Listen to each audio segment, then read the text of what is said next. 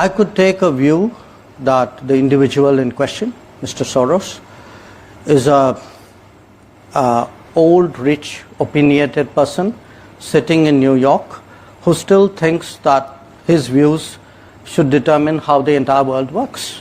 Now, if I could only stop at old, rich, and opinionated, I would put it away. But it's old, rich, opinionated, and dangerous. President Trump is a con man and the ultimate narcissist who wants the world to revolve around him. The Soros family has been strangling the United States of America for over 30 years. They need to finish George Soros. That man and his ideas and his foundations are responsible for the destruction of the West. And someone has to now, he has to pay for it. In an August 27, 2025 Truth Social post, Trump demanded RICO charges against the Soroses. A lot of the people that you would traditionally say are on the left. They're already under investigation? Already under investigation. Well, Soros is a name certainly that I keep hearing. I don't know, but Soros is a name that I hear. I hear a lot of different names. I hear names of some pretty rich people that are radical left people. And we're going to look into Soros because I think it's a RICO case against him and other people. For decades, George Soros, the shadowy billionaire puppet master, has been funneling his fortune into the heart of American chaos, starting his dark crusade in the 1980s with so-called philanthropy that eventually morphed into tearing down the nation's moral and legal fabric, the prime example of everything we were warned about by the founders. And I want to echo the Secretary's comments on Scott Bessent, who's allowing us to map out these networks through their financial criminal activities, which has been going on for decades. And at the Government Accountability Institute, my colleague and I, Peter Schweitzer and our team, we followed the money, and we followed it to the top of what we call the protest industrial complex, Riot Inc., and we found a network of NGOs. It's not just the Soros network, the Open Society network, it's other funding networks, the Arabella funding network, the Tides funding network, Neville Roy Singham and his network, Foreign Cash, and it's also big left-wing funders. Some of them are not citizens of this country. Mr. Hans-Jörg Wyss of Switzerland. They're pouring money into this entire ecosystem. And so I want to share 3 money facts with you about what we call Riot Inc. Number one, like any corporation, Riot Inc. has many divisions. It doesn't just have the Antifa boots on the ground division. It has PR divisions. It has marketing divisions. It has a very well-funded legal division to get these boots on the ground back on the streets as quickly as possible. But it does have those investors that I mentioned. Number two, we have identified dozens of radical organizations, not just the decentralized Antifa organizations, but dozens of radical organizations that have received more than $100 million from the Riot Inc. investors. These would be the lawyer groups. These would be the groups that advocate for calling good, honest Americans fascists, etc. And then 3, I think the most shocking thing is that we have found that more than $100 million in U.S. taxpayer funding has flowed into these funding networks, including at least $4 million to these very groups themselves, not just Antifa types, but there was an event in Atlanta called Stop Cop City. Over 60 rioters were charged with domestic terrorism. These groups received money for that from both the billionaire class as well as taxpayer money. Whispers in D.C. suggest dusting off this act, the Communist Control Act from 1954, to slam the hammer down on their shadowy networks. With Trump's DOJ already sniffing around Soros's empire for RICO violations, the Communist Control Act could be weaponized to label his radical-funded groups as communist fronts, choking their cash flow and exposing their anti-American agenda. And it's never been more obvious than it is now that this is the last stand to save the nation from a creeping red tide. John Bound reporting for InfoWars. All right, hello and welcome to the Diamond Report Live. How are you guys tonight? It is 10:05 p.m. on October the 12th, 2025. Yes, it's so good to be back, and we will do another live stream tonight, and we'll see what's going on in the world. Before we get into the news, I would invite you guys to follow along on some of the other platforms, if you don't mind. I am the Diamond Report over on Twitter /X. and it's The Diamond, RPRT. And you should be able to find it pretty easily, and pretty active on Twitter, and then diamonddisc.substack.com. So the QR code in the upper left corner is for Substack. And if you scan that with your phone, that will take you directly to this page. You just drop your email address in here on Substack and click subscribe, and you can join the email list, which is totally free. It's also a mechanism to support the show, if you guys care to do that. And Subscribestar is the other platform to do that. We've got a whopping 14 total subscribers here that are helping me fund this show, 7 on Subscribestar and 7 on Substack. So thank you guys for subscribing and for paying a little bit each month to help me with the cost and defraying that cost of doing the show every single month. So the 2 YouTube channels that we're streaming live to tonight, as well as Rumble, Diamond Disc, which is the Diamond Report, also on YouTube. And note, my subscriber count is going backwards, but that is to be expected when we're talking about YouTube here. They have now cut significantly over 300 subscribers from my channel in the last few days since they have brought my channel back. So not really a surprise there, but yeah, the numbers continue to go down on the Diamond Disc channel. Although the other one here, the backup channel, is trending upwards, so thank you guys for subscribing to either one or both of those channels. Take It to the Lord in Prayer End Times Dates on YouTube, Diamond Disc on Rumble, Diamond Disc on the other channels that I use as well, BitChute and Brighteon. And make sure you're on the band group too, totally free. That is our social media platform for the group of like-minded individuals who follow this show. So thank you guys in advance for joining in all of the fun. My name is Doug Diamond. I'll be your host. And no, I am not AI. I promise you, not AI. Had a comment come up in chat here just a minute ago. Take it to the Lord that the creator of this channel may be artificial. I'm not sure yet, but this stuff is artificial to me, this person says. Can you explain the Diamond Report in the different authors?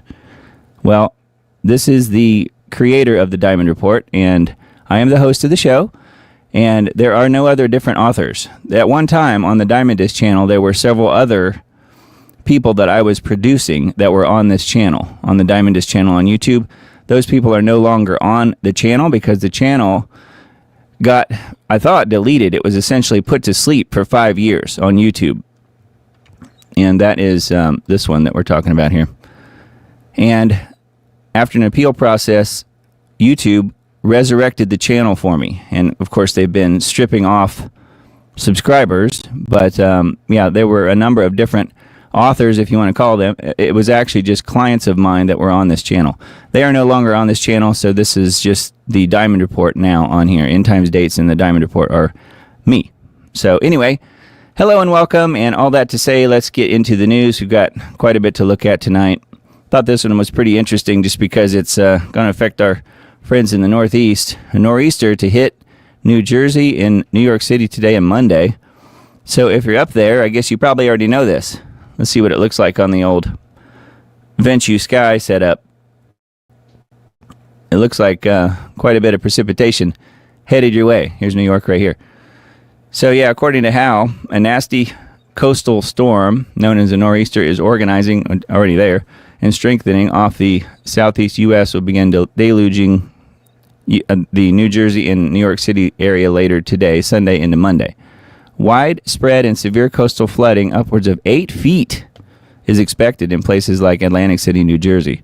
So, wow, if you're there, make sure that you are trying to stay as safe as possible. The storm is poised to deliver tropical storm force wind gusts, soaking rain, and dangerous seas up most of the East Coast into early this coming week. So anyway, this article on Hal Turner Radio Show will give you more information if you need it. It says water levels could rise above 8 feet in Atlantic City, highest level since Hurricane Sandy in 2012. So wow, enter major flood stage on Sunday afternoon. It's enough to trigger widespread flooding on roads and some neighborhoods. So if you're up there, just use caution, as they say. So yeah, this site's pretty good if you want to just get a overall generalized radar map. Venture Sky, pretty good site. and totally free. Just ventusky.com, VENTUSKY. And then the other Hal Turner story that I had pulled up here, HalTurnerRadioShow.com, 2025 looks a lot like 1928 before the Great Depression hit. That's not good information. Not good news. Wall Street in a panic as stocks crash. Of course, this is a headline of the day from 1929. Says the year is 2025, and if you're paying attention, the echoes of history are getting louder. The same patterns, the same mistakes, the same blind confidence that preceded the greatest economic disaster in modern history are all around us. Most people see rising stock markets and think prosperity. But the smart money seems to be saying something else entirely. They see 1929 all over again. So yeah, that is what we're kind of all expecting at this point. Don't know if it'll be not as bad or worse. And then there's quite a bit of background here about what was going on in 1928. The collapse won't just be financial, it will be civilizational, according to what Hal's writing here, and then talking about today. So today versus 1929 and what that might look like. The delusion is total and absolute, Hal says here. The smart money isn't just preparing for a correction, they're preparing for a complete reset of the global financial system. They understand that when this bubble finally bursts, it won't just take down over-leveraged speculators and weak companies. It will take down currencies and governments and the entire post-war economic order that has defined our world for the past 80 years. So yes, and that will throw us into the full-on Great Reset, if you ask me, where they will bring in that digital currency and the full implementation of the biblical beast system, as told about in the book of Revelation. I think that is exactly where we're headed, and we are very close in that process. And then talking about take it to the Lord in prayer, end times dates, this is the timeline that I have not deviated from at all. Looking at 1928, pretty interesting number that Hal had on his article there. Well, 2028, as I've been positing since the first video I made back in March of 2019, 2028 could possibly be when Jesus returns, Feast of Trumpets, September 2028. So working backwards from there puts us right into the final 3.5 years now in 2025, starting earlier this year. So I tend to think what Hal's saying here makes an awful lot of sense. And I think as we go through the headlines tonight, you'll see that if you weren't already convinced that we are in the end times, you probably will be by the end of the show, because there's a lot of crazy, messed up stuff going on in the world. All right, let's take a look at the next article I pulled up. Need to know.news is where this one is. Max Blumenthal, somebody we've mentioned on this show quite a bit, discusses Charlie Kirk, Israel's influence over the U.S. and potential U.S. wars. Journalist Max Blumenthal explains the nuance behind the letter from Charlie to Benjamin Netanyahu in May 2025, before Charlie had become resolute in dropping his support for Israel. Blumenthal said that Charlie did not understand his position as an Israeli subcontractor after taking money from Zionist donors. Blumenthal also provided details about the media blitz set to hit the United States to curry favor for Israel and its wars. I think we are definitely seeing that now. He also covered the proposed peace deal between Israel and the Palestinians in Gaza. He analyzed the impending war with Iran and predicted that U.S. troops will be involved. He said that any U.S. soldiers who will die in that war will have died for Israel. He revealed that even when Israel is appeased, it still attacks. He explained the strategy of Israel's occupation of swaths of Syria and the war front in Lebanon. Or as we say Lebanon in Tennessee, as the war front in Lebanon. Blumenthal discussed Trump's turnaround on Ukraine, which pleases Lindsey Graham. Trump's provocations in Venezuela are being carried out under the influence of Marco Rubio, with an eye toward expanding the American empire into Cuba and Nicaragua. And Trump's advisor Eldridge Colby is interested in weakening China. Trump, in a speech before 200 U.S. generals, called for using U.S. cities in high crime areas as, quote, training grounds for the U.S. military. The U.S. military is being pulled in many competing directions And then we've got an interview here with Max talking about a lot of this stuff embedded in this page on this article. So feel free to look at this one, and I think he makes some really good points there. And we'll get into the whole Israel situation and the hostages and all that stuff. We got some articles on that tonight that we want to make sure to take a look at in just a little bit. So stay tuned for that. This one I thought was interesting, and it's, I guess, I don't know. It's okay news that they caught this guy. However, I don't think anyone actually believes this one guy is responsible for all of the Palisades fires, but it almost looks like that's what they're trying to do, is pin it all on this guy. Gavin Newsom and LA Mayor Karen Bass react to arrest of Palisades fire suspect Jonathan Rinderknecht. I guess is how you say his name. Jonathan R., I'll just call him that. A former Los Angeles resident has been arrested in Florida and charged with starting one of the most devastating fires in the city history, a blaze that ripped through Pacific Palisades in January, killing a dozen residents and reducing multi-million-dollar homes to ash. He was charged with destruction of property by means of fire, a federal felony that carries a mandatory minimum of 5 years and up to 20 years behind bars, if convicted, of course. Many are upset over the minimal charge. According to the federal affidavit, the inferno traces back to an earlier blaze, the Lockman Fire, that broke out just after midnight on New Year's Day, 2025, near Skull Rock Trailhead. Jonathan R. was an Uber driver who was reported to be agitated and angry when he picked up passengers on New Year's Eve. Cell phone data and surveillance footage place him at the scene as the initial fires are ignited. Critics have pointed out that there has been zero accountability for the authorities who contributed to the Inferno fire, like Gavin Newsom opposed proper dry forest management, and of course slashed state funding for wildfire and forest resilience by $101 million in the 2024 and 5 state budget.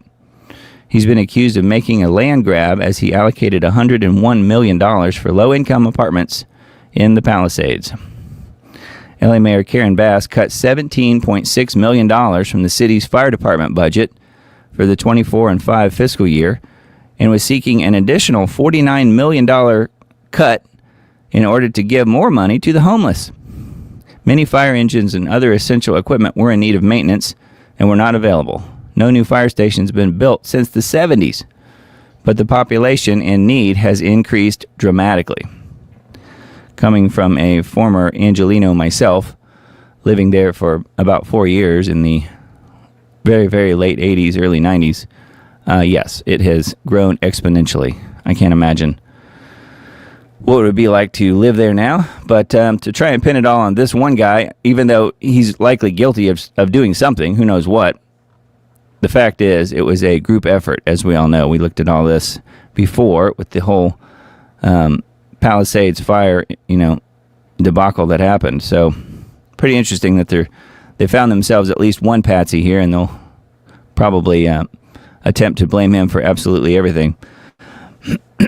But, there were multiple ignition places that started the fires as it spread out across the city. I think that's a foregone conclusion at this point. He couldn't have been in all those places at once. All right, next article on needtoknow.news. Musk says over $100 million in U.S. taxpayer funds were funneled into NGOs fueling violence. Seamus Bruner, Director of Research at the Government Accountability Institute, briefed the president and his cabinet on a complex network of dark money NGO and activist group networks fueling leftist chaos. We have found more than $100 million in U.S. taxpayer funding that has flowed into these funding networks. Elon Musk retweeted a video and wrote way more than $100 million of U.S. taxpayer money. He presented a chart showing the organizations and individuals that have funded $159 million towards creating discord and violence nationwide. The leftist sponsors include Arabella, Buffett, Ford, Rockefeller, Singham, Soros, Tides, and Foreign Influence, which we saw a lot of that in the initial video tonight. A lot of the funding, where it was coming from. Bruner recommended that the White House take the following action: intensify investigations into opaque funding networks, end taxpayer subsidies to groups tied to unlawful conduct, improve disclosure for fiscal sponsors and bail funds, review nonprofit status compliance, and strengthen enforcement against fraud and violence financing. So I got some further videos here embedded in the article, including a panel here at the White House earlier in the week. White House releases names funding Antifa, protests, and violence in America. We paid for our own protests with over $100 million laundered by Democrats. We found a network of NGOs. And those are the ones that we already mentioned. So, quite a bit here on this page if you're interested in the whole Soros and other funders that have to do with the, Riot Incorporated, essentially is what it is, funding the NGOs and fueling violence across the country.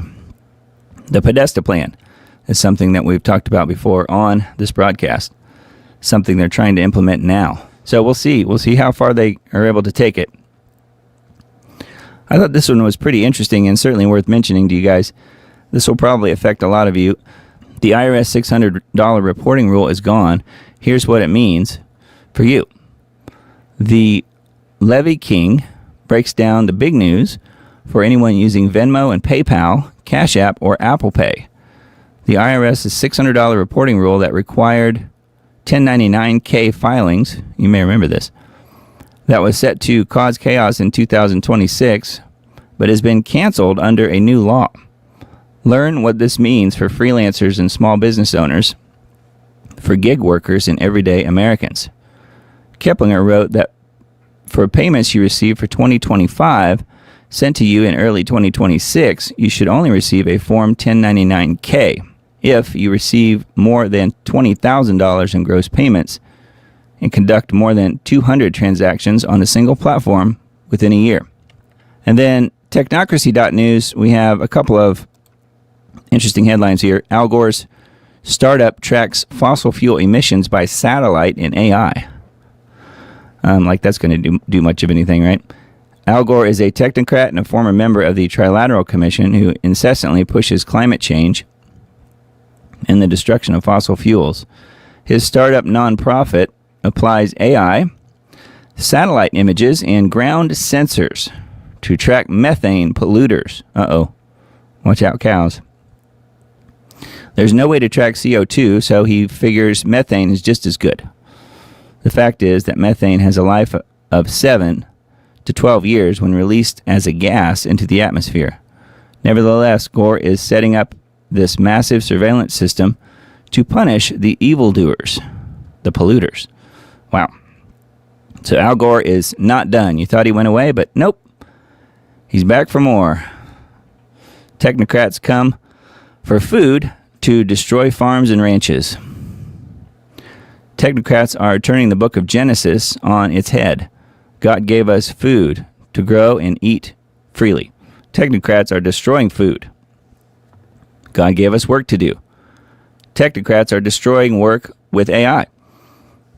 God gave women to give birth. Technocrats are killing fertility and giving us artificial wombs. God gave us land to work. Technocrats are taking land away from us. What is wrong with this picture? At every turn, the devil is in the details, and technocrats are his minions. In short, technocracy is an anti-human doomsday machine. Yep, it is exactly true. And then this final article on technocracy.news, Elon Musk gambles on sexy AI companions on X AI. What is Musk thinking? He came out as dark Gothic MAGA in Trump's presidential campaigns in 2024. Before that, he had 3 children with a pagan witch named Grimes, who also identifies as a technocrat. He says he is pro-human and then does anti-human stuff. Pushing addictive bots to hundreds of millions of people makes him the king of drug pushers. So anyway, that's the third and final top story here on technocracy.news. All right, got 3 articles pulled up here from the Liberty Beacon. IDF chief of Staff declares victory for Israel in Gaza. IDF Chief of Staff Lieutenant General E.L. Zamir delivered a victory address on Sunday after his troops pulled back to ceasefire lines within Gaza and prepared to escort the released hostages back to Israel. So yeah, if you didn't know, that is where we are. That is supposedly what's going to happen tomorrow, Monday, Israeli time. They're going to release the hostages and send them back to Israel. Well, your guess is as good as mine. If they actually do that, I think that they probably will get the hostages back. But my guess is that's when the real fireworks will start. As soon as Israel gets those hostages back. Watch out. Anyway, that is a Liberty Beacon article. Then two more from this same site. Bolton, as in John Bolton, expected to be charged criminally as soon as next week. Yeah, there's several people. We saw Letitia James being indicted this past week, which was kind of a shocker. But that's good. And then Bolton possibly will be indicted this coming week. He's one of the people that many are expecting to see indicted. There were several, but Bolton's name has really been kind of at the top of the list for a while. John Bolton expected to be charged criminally as soon as next week. Bolton, President Trump's former national security advisor, is facing criminal charges. MSNBC investigative journalist Carol Leonig reported Friday afternoon while on the air, the acting U.S. attorney in Maryland is moving forward with the charges, citing two people familiar with the case. So, I don't know. We'll see what happens. You know, they have two indictments started here, and Bolton is certainly at the top of the list as well. So Comey and Bolton, and as well as Letitia James, and I think Jack Smith and a few of the others are right there with them. So we'll see where it goes. How Israel is weaponizing faith in America. As its popularity in the U.S. declines, Israel is funding the most extensive influence campaign in the United States to strengthen support among evangelical churches, of course, which were previously regarded as the steadfast base for the Jewish state. Israel's foreign ministry has engaged an American company to manage the campaign, intending to allocate just over $4 million to digitally market pro-Israel information in the U.S., especially the Western U.S., directed at Christian churches and Christian colleges and Christian events. Documents submitted on September 18th under the FARA Act, the Foreign Agents Registration Act, indicate that the San Diego-based company Show Faith by Works, LLC, will carry out what the company describes as the largest Christian church geofencing campaign ever conducted on American soil. We talked about geofencing, I think it was last week, maybe the week before as well, with regard to the Charlie Kirk Memorial. There was a lot of information that came out about all of the geofenced, if you want to call it that, all of the tracked and geofenced phones that were in the area of the arena where the memorial service was held. I think it was 220,000 or more, 270,000. It was a bunch.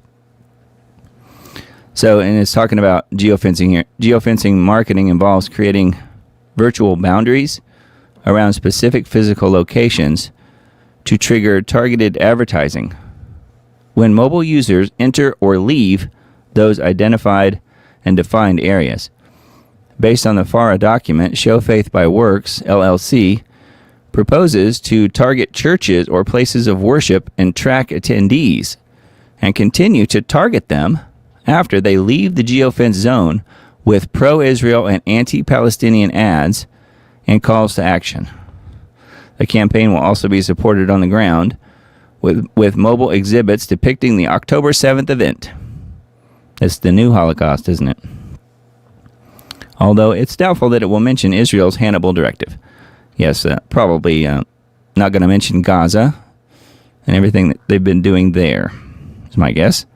But yeah, the October 7th, 2023 event would be the new Holocaust.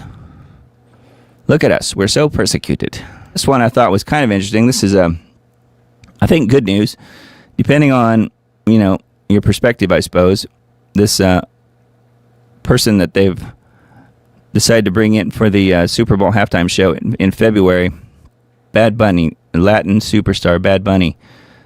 There's been a lot already written about him, and apparently Turning Point USA is going to start its own halftime show that will run in concurrent with the football halftime show.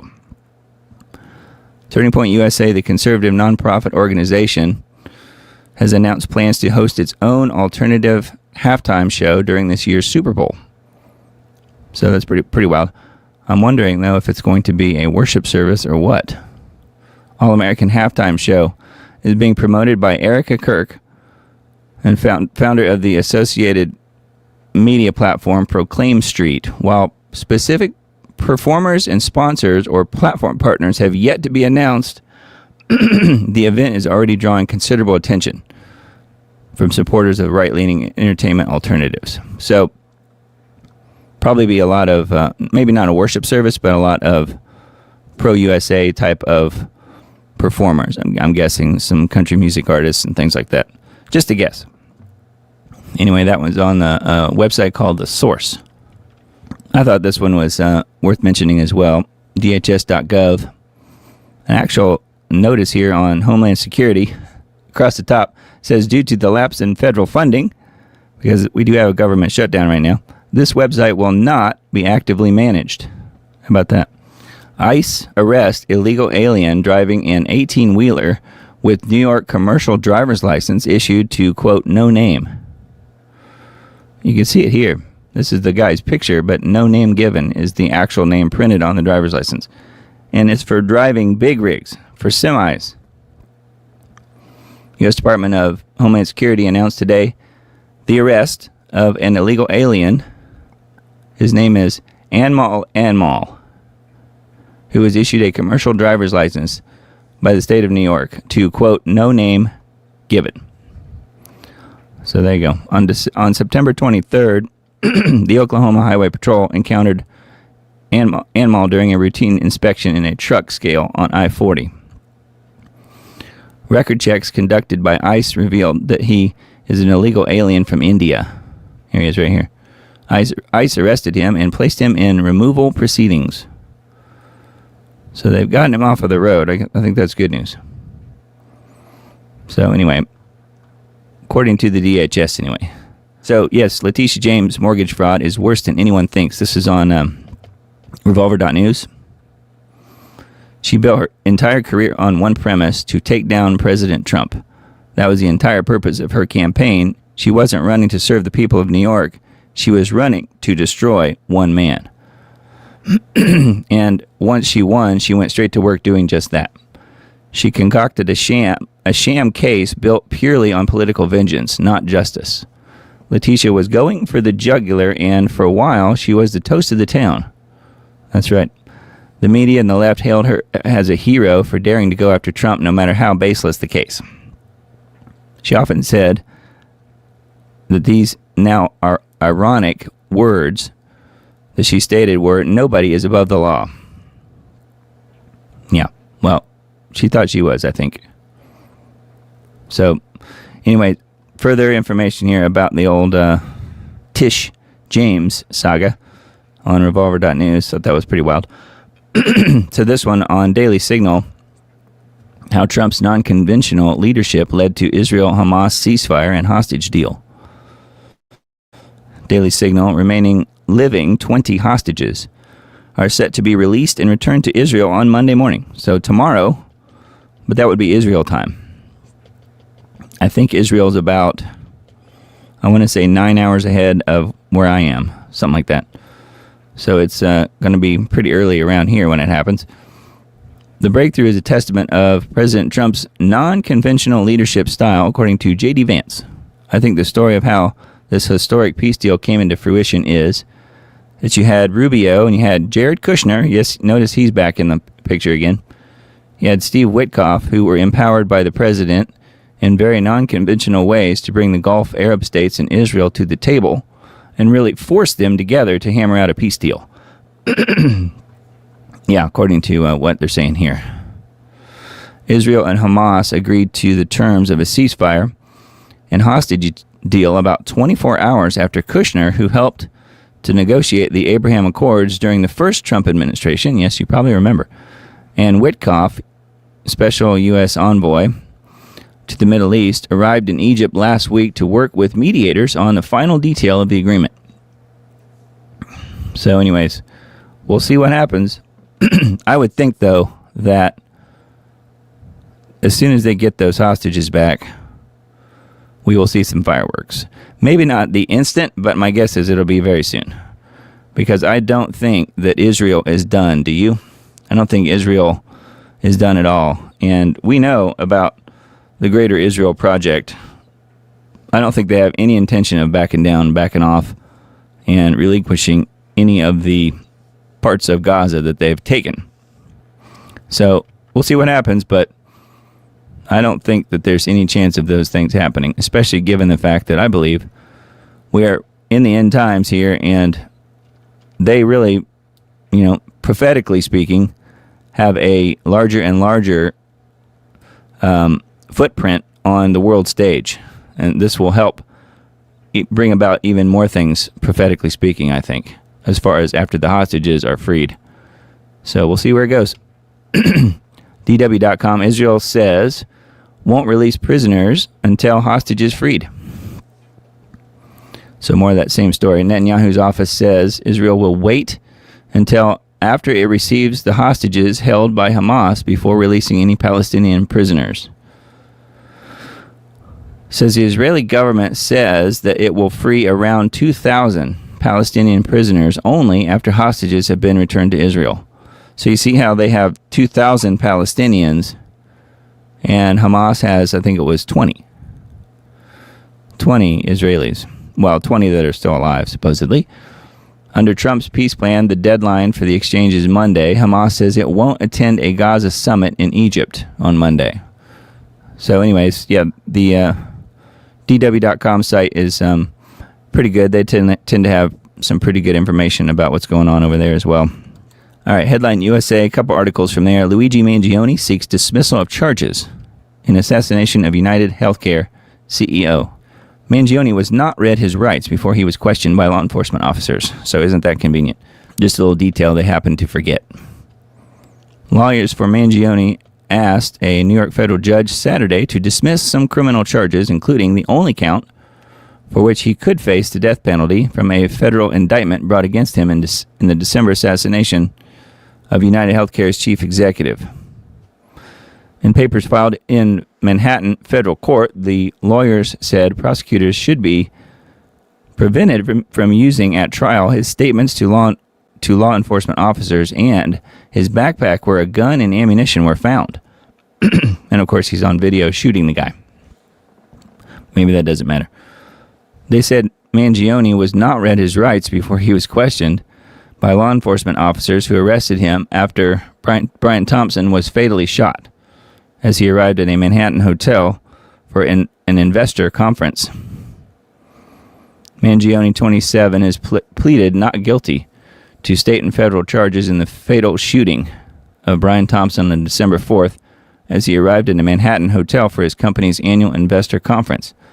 The killing set off a multi-state search after the suspected shooter slipped away from the scene and rode a bike to Central Park before taking a taxi to a bus depot that offers service to several nearby states. 5 days later, a tip from McDonald's about 233 miles away in Altoona, Pennsylvania, led to the arrest of Mangione. He's been held without bail ever since. So anyway, further details on this article. But yeah, just the fact that he wasn't read his rights, I think that's bad news. But I don't know. Depends on the judge that he's in front of, I suppose. But I would bet that they probably will lessen the charges on him, unfortunately. All right, and then Headline USA article number 2 we have here tonight. Pentagon to build a training facility for Qatari pilots in Idaho. But then it says this will not be a Qatari airbase. Let's hope not. U.S. military is moving forward with plans to build a dedicated facility in Idaho to train pilots from Qatar. Well, if I knew for a fact that the U.S. was moving away from all this support of Israel in favor of Qatar over there in the Middle East as a partner, that might be one thing. But I don't know for a fact that that's what's going on. Anyway, this is saying that they're going to build a dedicated facility in Idaho to train pilots from Qatar, an important U.S. ally in the Middle East, Defense Secretary Hegseth announced Friday. He made the announcement during a visit by Qatar's defense minister, said that the facility will be built at the Mountain Home Air Force Base, would host a contingent of Qatari F-15s and pilots to enhance our combined training, increase the lethality and interoperability. The arrangement is not unusual. No, they do it all the time. Pentagon officials noted that similar facilities have been set up for other allies for decades, and that the Idaho base already hosts a fighter squadron from Singapore. So yes, they just help as many other countries out as possible, I suppose. Isn't that nice of them? So anyway, there's further information on this article as well. Headline USA.com. All right, information liberation. Top headlines here. Jared Kushner, back in the headlines. Kushner praises Israelis for not replicating the barbarism of the enemy in the war on Gaza. Yes, it's Israel who has been the wonderful side of this whole situation here, according to Kushner. Trump envoy Jared Kushner on Saturday in Tel Aviv praised the Israelis for not replicating the barbarism of the enemy in their war on Gaza. Has he seen what Gaza looks like? It's completely leveled. Probably hundreds of thousands of innocent people killed. And less than a couple thousand Israelis, I think, total, right? But not comparing one to the other, but still, when you look at the fact that it was a stand down on October 2023, that stand down is what ended up in the deaths of so many Israelis in the area, because they were told to shoot anything that moves. And in fact, it was friendly fire from the IDF that killed many of those Israelis who died that day. But I guess we're not supposed to look at that. All right, next article here. Hamas accepts raw deal in hope Trump will force Israel to withdraw from Gaza. Hamas, 2 years into the Gaza genocide, has reportedly accepted a raw deal in which they'll give up their captives in the hope that President Trump will force Israel to go through with a complete withdrawal from Gaza. Oh, I don't think that's happening, do you? I sincerely doubt it. Leaked texts show Charlie Kirk threatened to, quote, leave the pro-Israel cause 2 days before his murder. Yeah, that was a pretty big story this last week. Don't know if you guys saw that. Candace Owens on Monday released bombshell texts, which have been since confirmed by TPUSA leadership, showing that Charlie, just 2 days before his assassination, threatened to leave the pro-Israel cause after he lost another huge Jewish donor giving $2 million a year because he wouldn't cancel Tucker. So we're going to look at those texts here in just a minute. I've got it pulled up. Larry Ellison's son buys the Free Press, installs Barry Weiss as CBS news editor-in-chief. We're going to look at that a little closer too. Other points of interest about that. Israel paying up to $4.1 million to brainwash Americans with VR, target churches with geofencing ads, something we've already touched on tonight. Trump, Hamas ready for peace. Israel must immediately stop bombing Gaza. So they're hoping for the best here, but I just don't see that happening. I mean, they might stop for a little while, but only long enough to get their people back from Hamas, I'm guessing. Okay, so those are the top headlines on information liberation. And this one about Larry Ellison, I mean, if you guys don't already know who he is, he's a huge technocrat and one of the original people that had to do with Oracle, the company Oracle. Larry Ellison's son buys the Free Press, installs Barry Weiss as CBS news editor-in-chief. So they seem to be trying to corner the market to some degree on the mainstream media. By they, I mean this guy, Larry Ellis. Larry Ellison. And I just did a quick search on here just to see what they have already managed to get their hands on. And it is pretty interesting. Larry Ellison is building a media empire with his son David, which includes control over Paramount Global, as in Paramount Pictures, and its assets like CBS News, or as we say, CBS Snooze, through Skydance Media and a stake in TikTok. The family is also reportedly considering acquiring Warner Brothers Discovery, which would add CNN, HBO, and other major media assets into their portfolio. I mean, how is this legal that they can swallow up all of these different media companies? This rapid expansion aims to create a massive media conglomerate with influence across traditional media, news, and social media. Key components of the Ellison empire include Paramount Global, and then mentioning some of the other sub-companies here: Paramount Pictures, CBS, MTV, and Nickelodeon. Also includes CBS News. Also includes TikTok. The Ellison family is set to acquire a significant stake in the U.S. operations of TikTok, giving them influence over the popular social media platform's data and algorithm. Wow. And then Warner Brothers Discovery, reportedly considering a bid for Warner Brothers Discovery, which would add CNN, HBO, and Warner Brothers Studios to their assets. I remember years ago whenever Time Warner joined forces, and what a big deal that was. And that was just two major media companies. And look at this guy, or I should say this family, the Ellison family, acquiring all of these different huge mainstream media pieces. But as I always say on this show, I guess it's okay when they do it, because apparently there's not going to be anyone challenging them.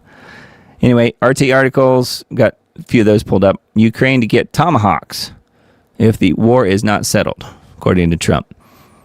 Trump has agreed that sending the weapons to Kiev would be a step of aggression towards Russia. You don't say. Yeah, Tomahawks. The range of Tomahawks is like 1,500 miles instead of just a few hundred miles, which is what they've had so far. So they can pretty much hit anywhere that they want inside of Russia proper. That is not good news. And not only that, the Russians have said because Tomahawks can be fitted with nuclear weapons, they will have to assume that the Tomahawk missiles, when they're in flight, are nuclear tipped, which means they will launch nukes on their end. So you can see how quickly things will go bad. Trump has said that he might talk to his Russian counterpart Putin about the possibility of sending long-range Tomahawk missiles to Kiev. He did not elaborate on whether he has made the decision.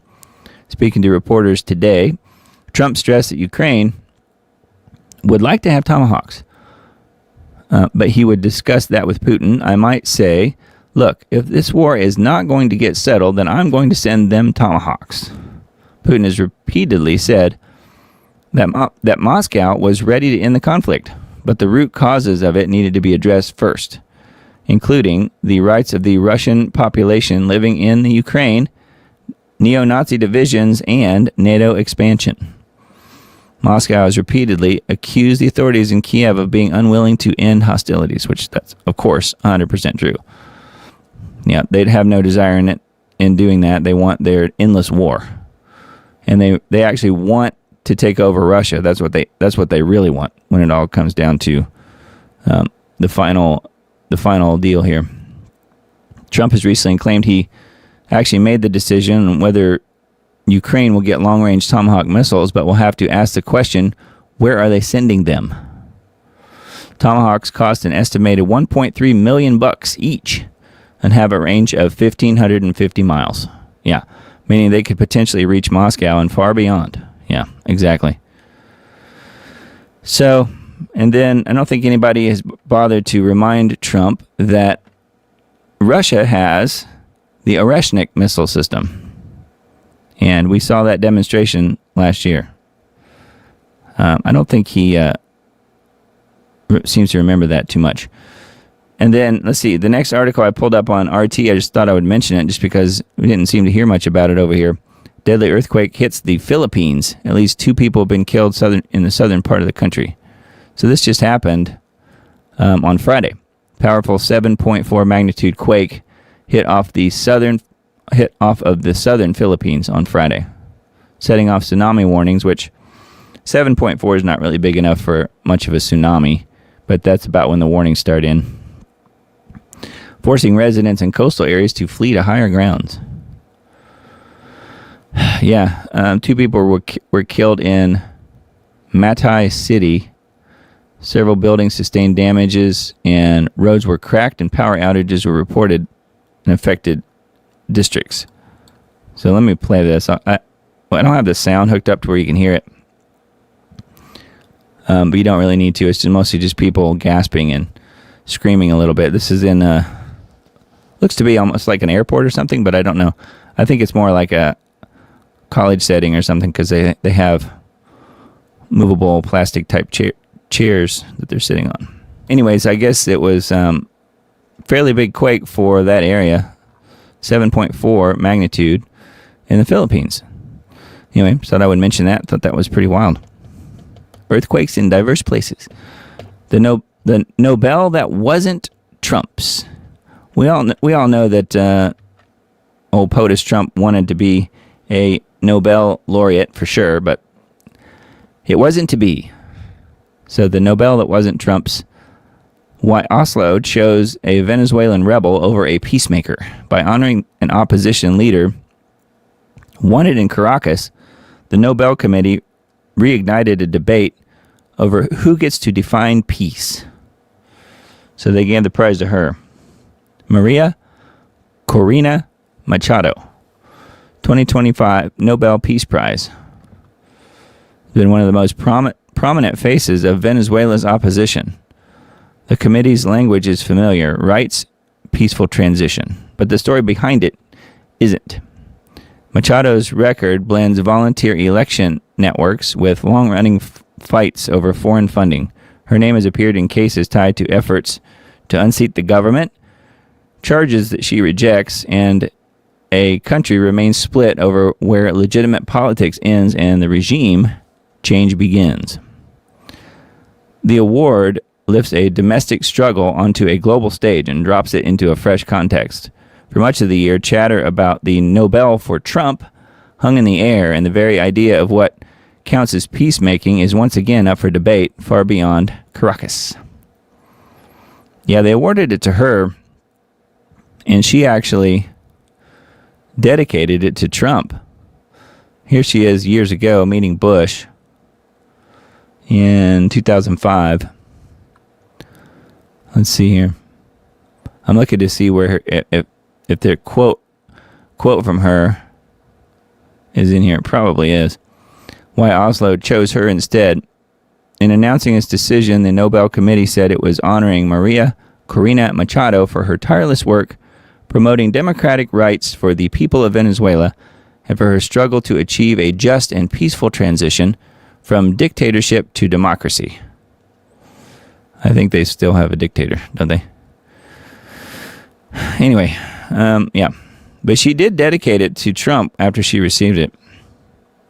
So that information's probably on here somewhere. So disappointed again. Sorry, Don. You didn't get the one thing that you wanted. It seemed, anyway. I don't know. I think it's totally fine. Speaking of Trump, if you ever wondered about his judgment, this might make you understand exactly what he's all about. Trump received the COVID VAXX and the flu shot during second physical of the year. So isn't that lovely? He received the COVID VAXX and the flu shot during his visit to Walter Reed Medical Center a couple days ago. His physician said in a memo released by the White House. Now, why do you suppose he did that? And this is the quote here. In preparation for upcoming international travel, Trump has received preventative health screenings and immunizations. You know my thoughts on that, I think. Including annual influenza and updated CV-19 booster VAXXs. So there you go. So yes, they say now that the, shall we say, the CER countdown on Trump has now commenced. I think you know what I mean.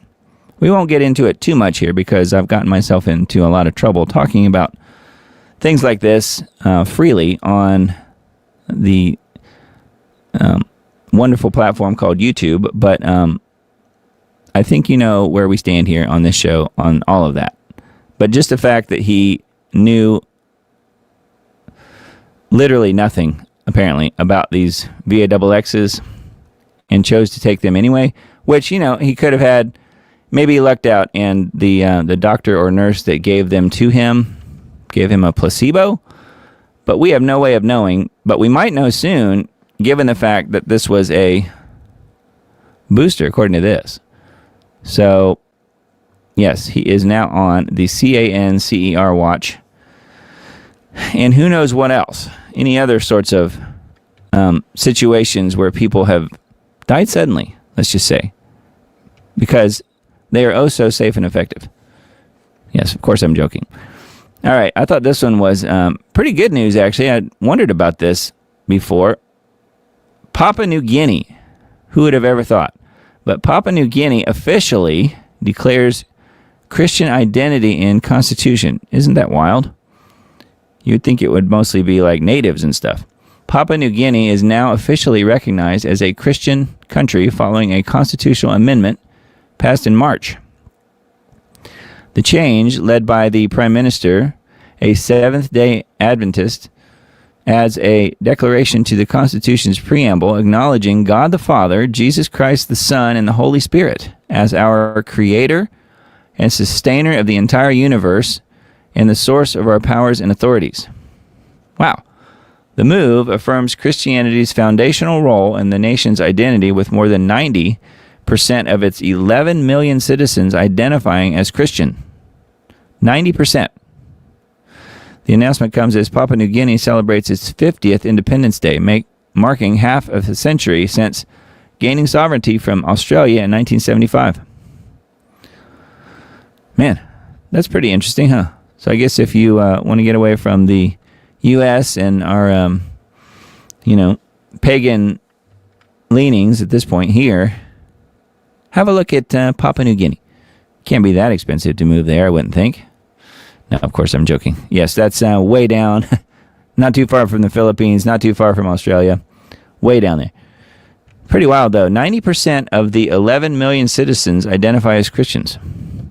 And I have a friend that lives in the Philippines, again, not too far from there, and he says that people there are so nice, and there are many Christians in the Philippines as well. I don't know how many, but pretty interesting that the numbers are that large in that area. But that's good news. Came across this one and wanted to mention it. The one world religion as prophesied. The Abrahamic family house. Take a look. So we have the church, the synagogue, the mosque. End Times Watch is the name of this. The Bible warns that in the last days there will be a spiritual deception that unites the world under a false religious system. Revelation 17:3 and 5. And I saw a woman sit upon a scarlet-colored beast full of names of blasphemy, and upon her forehead was written a name. Mystery Babylon the Great, the mother of harlots and abominations of the earth. In Revelation 17, the woman represents a powerful religious system, one that influences kings, nations, and people across the earth. Revelation 17:15. This system will eventually be used by the Antichrist to gain control and deceive the world into worshiping him. 2 Thessalonians 2:3-4 and Revelation 13:4-8. The Abrahamic family house in Abu Dhabi, uniting a church, mosque, and synagogue side by side, is presented as a symbol of peace, unity, and interfaith harmony. On the surface, it promotes tolerance and understanding among the three major Abrahamic faiths. However, to many Bible-believing Christians, it also appears to foreshadow something far more prophetic: the rise of a one-world religion that will emerge in the end times. So that's interesting, huh? Picture of Trump and some various members of different religious groups here. Abrahamic Family House is closely connected to the broader framework of the Abraham Accords. The Accords were an agreement brokered during Trump's presidency, the first time around, under which the UAE officially normalized relations with Israel. The interfaith complex is often described as a symbolic and physical expression of the spirit of those accords. And on May 16th this year, Trump visited the Abrahamic Family House during a Middle East tour. His visit, statements, and the timing seem to emphasize the symbolism of interfaith harmony, peace, tolerance, and bridging divides, both religious and geopolitical. The Abrahamic Family House is treated as part of the soft diplomacy around the Abraham Accords and the UAE's efforts to be a leader in interfaith cooperation. It says, I invite you to view the pictures below of inside of the 3 buildings. What do you see? So these are some of the photos of the insides of these buildings that are amazingly immaculate. Is this a place that invites your spirit to want to be there, or do you feel the hollowness of a place that whispers not to enter? Perhaps you feel nothing. Perhaps you feel everything. The Bible does call for unity, but only within the truth of Jesus Christ. There is one body and one Spirit, one Lord, one faith, one baptism, one God, and Father of all. Ephesians 4:4-6. So anyway, it goes on, and it's interesting that they're trying to put these Abrahamic faiths together. And I could see where you might get the idea that somehow that could be a one world religion, and maybe it will be. I tend to think that, and I've mentioned on this show many times at this point, that I personally think, based on a lot of evidence, that it will be King Charles III revealed as the biblical Antichrist sometime within the next few months to year or so, given the fact of his age. I think about has to be. And if there is a one world religion, his religion right now is environmentalism, at least from an outward perspective. The way he talks to the world and the environmentalism is really his main religion. You can call it paganism, you can call it whatever you want, New Age. Of course, we know the dark side. We've heard about for many years about the actual satanic part of the stuff that he takes part in, like pedophilia and so on.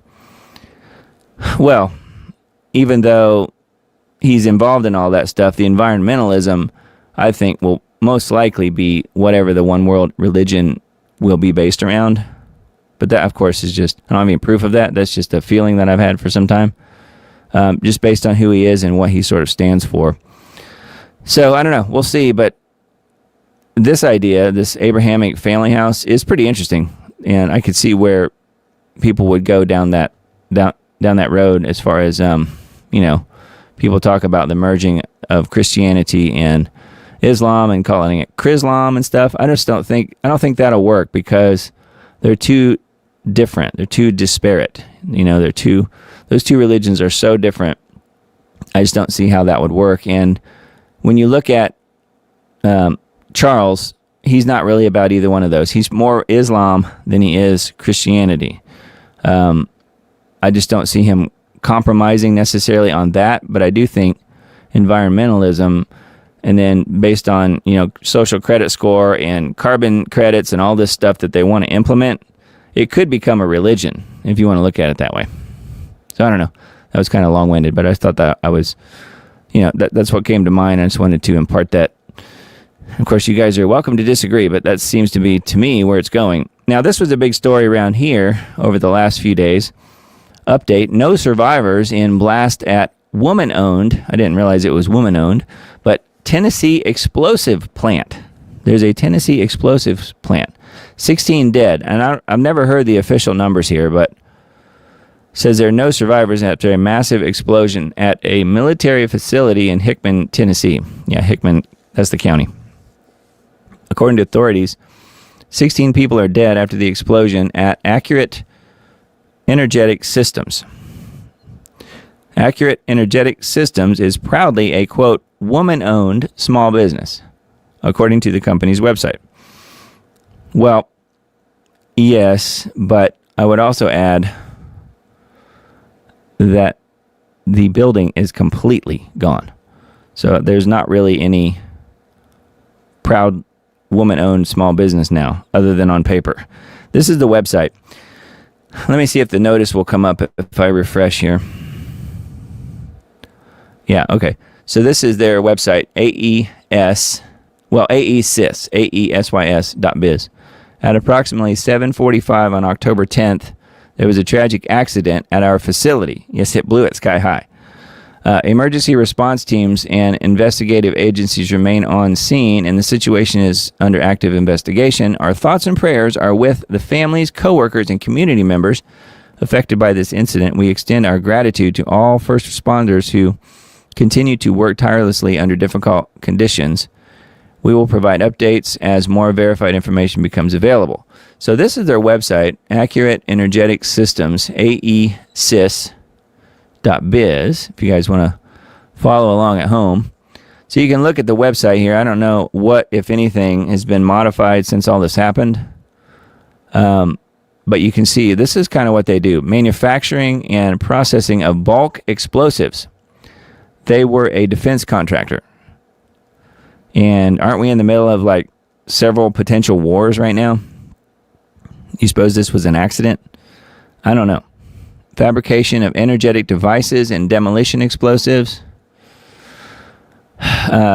Pressing of explosive munition pellets. So you can see how things could go wrong pretty quickly, given everything that they were doing. Our commitment to excellence is underscored by our blah, blah, blah certification. It's in McEwen, Tennessee. So that is about probably, I don't know, 30 or so miles from where I sit. Maybe a little more. I don't know. I didn't measure it exactly. So it would be interesting to do a deep dive on this company and find out what they were doing and if they were supplying weapons, see defense applications, if they were supplying any kind of munitions or weapons to Ukraine. That's what I would want to look at first and foremost. And then, of course, are they involved in supplying munitions to the IDF and who knows what else? And this Daily Mail article had a few extra pictures here. I thought I would just show you guys. You can see what's left. There's nothing left, literally. It's just smoke and some rubble here on the ground. There's a few skeletons of some cars, I guess. But I'm not sure how far these cars were away from the explosion. This video just shows a nearby house. I don't know how nearby. Maybe several miles away. You can see the camera just shaking a little bit as the explosion happened. Not a lot of information in that particular video, but this is what I wanted to show you guys. There's the smoke plume there, but look at this. This is the before and after. So this is what it looked like before the explosion. All of those buildings and parking here. And then you can see what it looks like now. It's literally completely gone. The blast was heard from miles away, causing shelves and windows to rattle. This person was roughly 15 miles from the factory. She said, quote, "We thought we were at war and that I was going to die." How about that? So yeah, it shook these people up all over the place. I do have a friend that lives in this town, and I have not been in touch with him yet to find out if he was, if he heard that or if he was anywhere near it. But I will do that this coming week and let you guys know. But Accurate Energetic Systems, 1,300 acres. Yeah, there have been a lot of people saying, "Oh yeah, it's woman owned," and I don't know that means anything other than, accidents happen. I understand that, but to me, it would be more interesting to know if they were supplying any sort of munitions to Ukraine and so on and so forth. That to me is where I would go with, what you're looking into. But I imagine there's some people on TikTok and YouTube that are already looking at this. But it is pretty wild. And yes, thoughts and prayers for sure. So at least 16 people were killed, and I've heard that it was even a higher number than that. I think there's another article I've got here that we'll get to that may say 18 or 19. So I don't really know. I don't think it's really officially come out as to how many people were killed. But that's really, really sad. And clearly a horrendous accident. Hopefully it was just an accident, but we just don't know. So this is a futurism article. Elon Musk's satellites now constantly falling out of the sky. Musk's race to dominate our planet's orbit with his satellite constellations is creating tons of space junk. Enough of it, in fact, that we might want to start looking up. According to storied Smithsonian astrophysicist Jonathan McDowell, there are now 1 or 2 of these Starlink satellites falling back to Earth every single day. I wonder if that's true. That's what this guy's saying. Says McDowell's warning that the number's only going to go up. Wow. Alarming statistic underscores the concerns around rapidly populating the planet's low Earth orbit with expendable satellites. Yes. Let's see here. It says Musk's SpaceX has been launching thousands of them up there using his reusable rocket since 2019, with more than 8,000 currently in operation. Wow. With those efforts accelerating in recent years, SpaceX has launched more than 2,000 satellites this year alone. Meanwhile, its competitors are rushing to catch up with their own satellite-based internet service, with Amazon kickstarting its plan to deploy more than 3,200 with its first batch launched earlier this year. Wow. What a network, man. With all constellations deployed, we expect about 30,000 low Earth orbit satellites between Amazon and Starlink and others, and perhaps another 20,000 satellites from Chinese systems. How in the world can there possibly be 50,000 low Earth orbiting satellites at some point? So, of course, some are going to burn up and come back to Earth. So, anyway, there's a little bit more information on this article on futurism. Thought that was pretty wild. Very strange. But, yeah, another crazy thing going on that Musk has taken part in. So, here's the Charlie texts that were leaked, I guess you could call it, or talked about by Candace this week. So this is, according to what she said, it was between Charlie and I think she said 7 or 8 other people in this group text chat. So it was, just texting back and forth on phones, but in a group. Charlie says, and we don't really have the date on this. There's a time, but not a date. So I don't know when this was. I think she said it was a couple days before he was murdered. Although that's not really part of the screenshot, so I don't know. Just lost another huge Jewish donor, $2 million a year, because we won't cancel Tucker. And then he says, I'm thinking of inviting Candace. And somebody in the group says, ugh. And Charlie responds by saying, Jewish donors play into all the stereotypes, and I cannot and will not be bullied like this, leaving me no choice but to leave the pro-Israel cause. That's all from Charlie. Wow. And then somebody else from the group says, please don't invite Candace. This might feel good short term, but is not good long term, in my opinion. Blah, blah, blah. So, anyway, 2 days before he was shot, before he caught a bullet in the neck, as she says. So, if you want to hear more about that, that is on this Candace Owens episode 251, which we'll link to in the Substack post. That is what the link is in the upper left corner up there where the QR code is. The arrests so far include a Trende Aragua gang member and a man wanted for rape of a child. The Department of Homeland Security says there were 2 separate alleged incidents of drivers using their vehicles to ram into other vehicles with federal agents. Prosecutors say Martinez and Ruiz used their vehicles to box in the agent's car. Court documents say an agent, unable to move his vehicle, got out and fired about 5 shots at Martinez. This video captured from about 6 blocks north. Here you see the driver of a black SUV ram into the back of a white pickup truck with flashing blue lights. It's not clear who is driving the SUV. The SUV chases the pickup down Kedzie towards the direction of protesters. A second black SUV slams into the first one, and what appear to be uniformed officers jump out. In California and Oregon and Washington and Illinois and Colorado, of people ramming federal agents' vehicles. And then there's lots of cases now where just federal vehicles, period, are being burned up around the country. So they moved on from the Tesla cars to that. So this is exponential what's going on.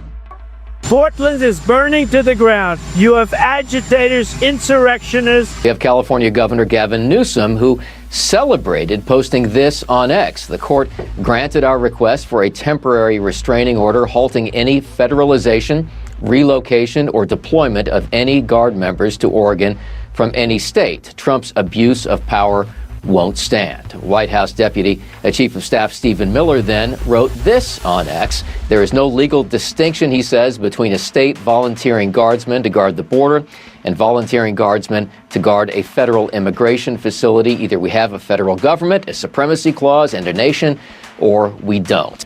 Who's going to stop him? Well, the courts. That's who's going to stop them. Trump's now is deploying 300 troops to Chicago after nights of mayhem and shooting at the feds and throwing bottles and concrete at them and just going completely insane. So this is all going exactly like I said it would.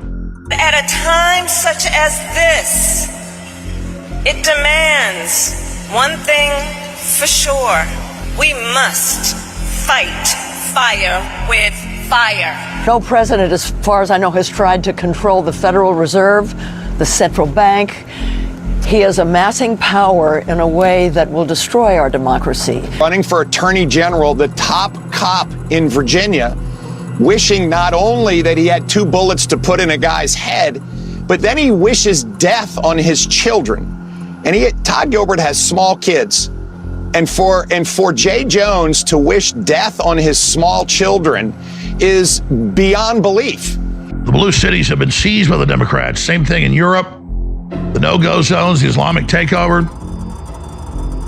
This is a plan. That's why they produced the movie 2 years ago that was released last year, 5-6 months for the election, called Civil War. Big budget. What kind of American are you? So over here, you guys, what do you call this? You call the West Coast offense. It's a Western Alliance. The Western Alliance. Yeah. Okay. And you have Governor Pritzker, the Dem, the transgender kingpin, a real sicko. They killed somebody. So here it's really hard to know exactly what the facts are, and they won't let us access the facts. They are just putting out their propaganda. They ran the federal agent off the road. They fled on foot westbound 37th place. Have them stay put 2 or 3 blocks away, all right? Have them hold tight until I give you further direction, please. And people run up to ICE with their hands in their pockets like they got a gun or back behind their shirt saying, I'm going to kill you. And then when ICE responds, oh, you victimized me. It's like when they jump in front of people's vehicles. They're told in their Antifa training, go so far and don't worry, we've got a cover story for you. We'll get you out of jail. We're about to have a communist uprising, don't worry. But the big takeaway is the governor of Illinois and the governor of California and others calling it their alliance, and the Western Alliance, right out of the movie. That's the group that does the Civil War and takes over the country. After the Antifa massacre, they had a little newscast in the film. Like, the Civil War all started when Antifa was massacred. And the whole thing's about race war. People watched it and went, we don't know what the movie's about. An idiot could see it. And you say, well, it's just a movie. No, it's the Podesta plan, writ large. Yeah, pretty interesting, huh? The Podesta plan, something we've been talking about off and on this broadcast. Yes, it is a plan. It is apparently underway now to bring civil war to the U.S., and they're trying their hardest. So I wanted to mention this one just because this is just another one of those wacky wrinkles in the whole Charlie Kirk thing, and I don't know if you guys know about this. I just heard about this today. What if I told you Utah's new medical examiner might be Jewish and likely has Jewish kids? What if I told you she was also hired by a Jew? What if I told you she was hired around the same time as Josh Hammer and he began keeping tabs on Charlie Kirk? What does it all mean? So the Jewish thing isn't really, to me, that interesting, but this person definitely looks trans, or at least appears to be. Yeah, I would be more than shocked to find out if she isn't Jewish. And maybe so, but almost has a look like trans, too. I don't know. But so that is the Utah medical examiner, supposedly. I don't know what's going on here, but Dr. Deidre Amaro. So yeah, that is posted here on X. And again, if you happen to miss this show, I thought it was a good one, but all of her shows have been really good lately. Candace Owens on YouTube. So feel free to go there and check that out. And then here's the tweets that we mentioned, or not tweets, but the texts that we mentioned a little bit ago. So yeah, that's really an interesting story. I think one of the most interesting things that came out on this particular episode was that she has pretty much confirmed from people who have seen Charlie's body that it is an entrance wound. There was no exit wound, but the difference is it couldn't possibly have been a 30-06. It had to be a smaller round, like a 9mm, like a 22 or 9mm from the front. A hollow point, possibly, because there's no other way to explain the size of the entry wound.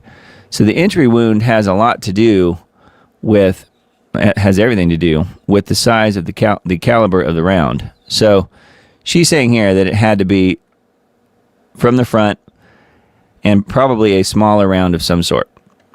So we're not being told the truth on that, of course, from the officials, but, you know, it's going to be up to the internet sleuths like Candace and many others, I'm sure, to find out the actual truth as to, at least based on the evidence we have access to, as to what happened. So anyway, I just thought that was pretty wild. And she did say that she's pretty much completely confirmed that it was an entry wound. The bullet fragment was found in his neck, and therefore it couldn't possibly have been a larger round like that. It had to be a smaller one. So that means it wasn't the kid from the rooftop. It had to be someone either in the crowd close or someone in a different location, you know, a different rooftop or something shooting at him. So I don't know, but it's looking very strange. All right, I found this one and thought it was very strange as well. Robots are learning to make baby humans. 20 have already been born. So this is a website called Illuminum, as in illumination, I guess. Aluminum. So isn't that nice? Driving the news, a pioneering clinical trial in Mexico has led to the birth of at least 20 babies conceived using robotic automation and artificial intelligence with minimal human intervention. The experimental system, called Aura, A-U-R-A, automates over 200 steps of the in vitro fertilization, IVF, process, from selecting sperm to fertilizing eggs, and is being tested in clinics serving low-income patients. The trial, led by Mexican fertility expert and specialist Dr. Alejandro Chavez Badiola, and backed by New York-based startup Conceivable Life Sciences. So that means that must be who's supplying the money. Marks a significant technological advance in reproductive medicine. So how about that? AI now involved in making human babies. And of course, once it all goes that direction, then AI can control how many human babies there are, can't it? So a little bit more information on this site. Yeah, Illuminum. Okay, anyway, thought that one was pretty interesting. All right, and then this one, you guys will probably find this one interesting. I mentioned this last week, Israel paying influencers up to $7,000 per post to occupy information space. So, not really new information on that. We talked about this last week. Yeah, $7,000 per post. Well, up to $7,000 per post. Well, here's the interesting thing. People figured out, based on a couple things here. Look at this. Somebody referenced Grok here. Hey, Grok, how does 7,000 US dollars compare in value to the 30 silver pieces given to Judas Iscariot to sell out Jesus? Was it about the same amount adjusted for inflation? That's the question. Grok answers, the 30 pieces of silver Judas received were likely Tyrian shekels, equivalent to about 120 denarii, or 4 months' wages for a laborer then. Adjusting for modern U.S. minimum wage, $7.25 an hour, or $58 a day, that is roughly $7,000 today. So yes, it's comparable in purchasing power terms. Wow. Melt value of the silver is lower, around $300 to $500 now. The melt value of the silver. So yes, just happens to be about the same as what Judas Iscariot received when he got 30 pieces of silver for betraying Jesus Christ. And here's further math here, I guess. Judas was given 30 Tyrian shekels, 120 denarii. Ancient daily wage, 1 denarius. Modern U.S. minimum wage for this year, $7.25 an hour, 58 a day. 120 days times 58 a day is $6,960 or $7,000. Israel reportedly pays influencers $7,000 per post. The $7,000 figure aligns with both Judas's payment and Israel's influencer pay. But I'm sure it's a coincidence, aren't you? All right, into the American dream. While Americans sleep, there's concern that Canada, the United Kingdom, and Europe continue to implement the BEAST system. Yeah, we've been talking about that literally every week on here. Would you like to live in a country where the government could secretly cut off your phone and internet service if you're accused of spreading misinformation? Or how about a country where you must submit to a digital identification system if you want to get a job? We live at a time when our liberties are being eroded in countless ways. If we do not stand up and speak out now, those that are seeking to take our liberties away will just continue to push the envelope. Eventually, we could find ourselves living in a beast system society in which we don't have any liberties left at all. Personally, I think that's exactly where we're headed based on where we are on the Revelation timeline. As we stated at the beginning of the show tonight, a new bill has been introduced in Canada which has some extremely alarming implications. According to the Canadian Constitution Foundation, this bill would allow the government to secretly order telecommunications service providers to stop providing services to individual Canadians. You know, and you talk about this and people are like, well, that's Canada. Let them do what they want. Yeah, I understand that sentiment, but it's coming here. If Canada does it, it's going to be other countries too. So yeah, it'll definitely come here. If Canada does it, I mean, we may be down the line a little bit further, but the UK, it'll happen in the UK, it'll happen in Australia, it'll happen in New Zealand, it'll happen all over the world. So we will get it as well. This Times of Israel article is also one that I mentioned a little bit ago. Different slant on that. Israel to spend up to $4.1 million in bid to bolster support among Christians in Western U.S.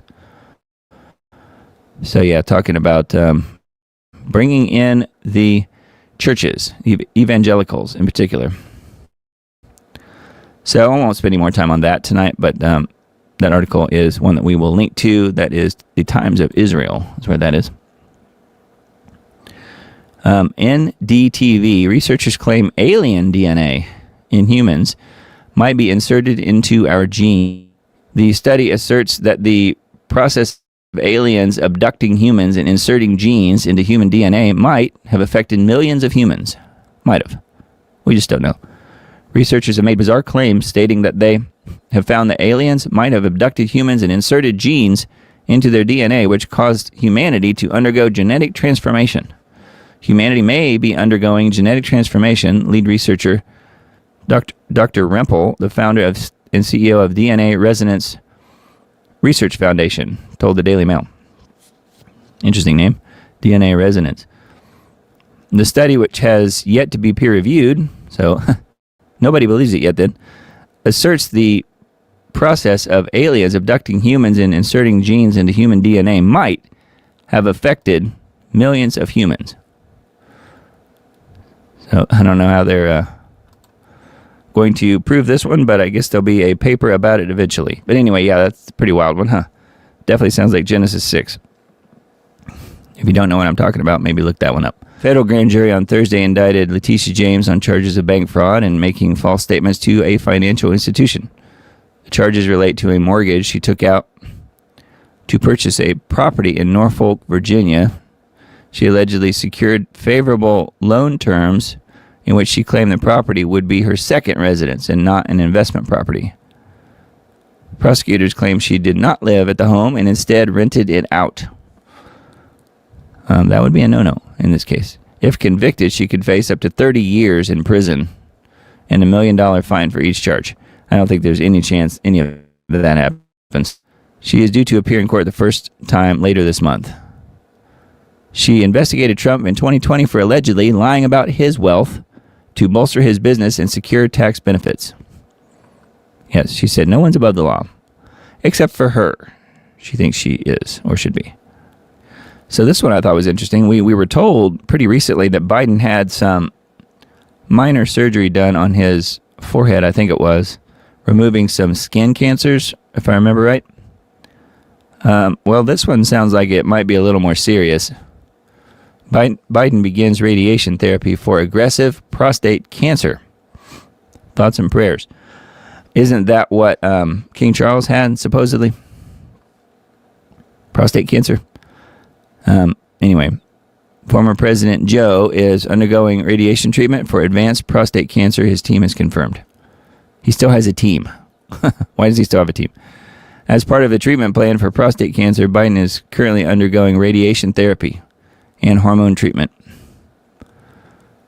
So he's been taking a pill form of hormone medication, according to what they're saying here on NBC News.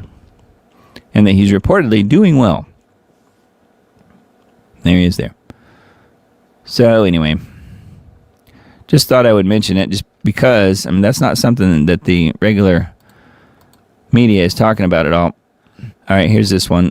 Western Journal, Trump takes advantage of the Schumer shutdown. Yeah, if you didn't notice, technically the U.S. government is officially closed for business right now. Still are. I think that's going to probably be that way until around the 18th, according to what I'm hearing. October the 18th, which would be next Saturday. They're trying to make it long enough, I guess, to cause enough havoc that they want to be able to blame Trump for all of it, of course, when it's Schumer and his cronies who have actually caused this. Anyway, this article is about Trump firing a bunch of people. It says White House began conducting mass layoffs on Friday amid a prolonged government shutdown, including slashing an entire department under the U.S. Department of the Treasury. The entire staff of the Community Financial Institutions Fund, CDFI, received a layoff notice on Friday. So program's elimination comes as White House officials repeatedly warned that the administration would pursue mass firings and budget cuts if Democrats did not reverse course and reopen the government. Yeah, because they didn't want to fund their radical agenda. That was why it all got shut down. Anyway, that's on the Western Journal, westernjournal.com. All right, let's see here. Weekly roundup. Trump warns of China's strange activity of withholding key products from U.S.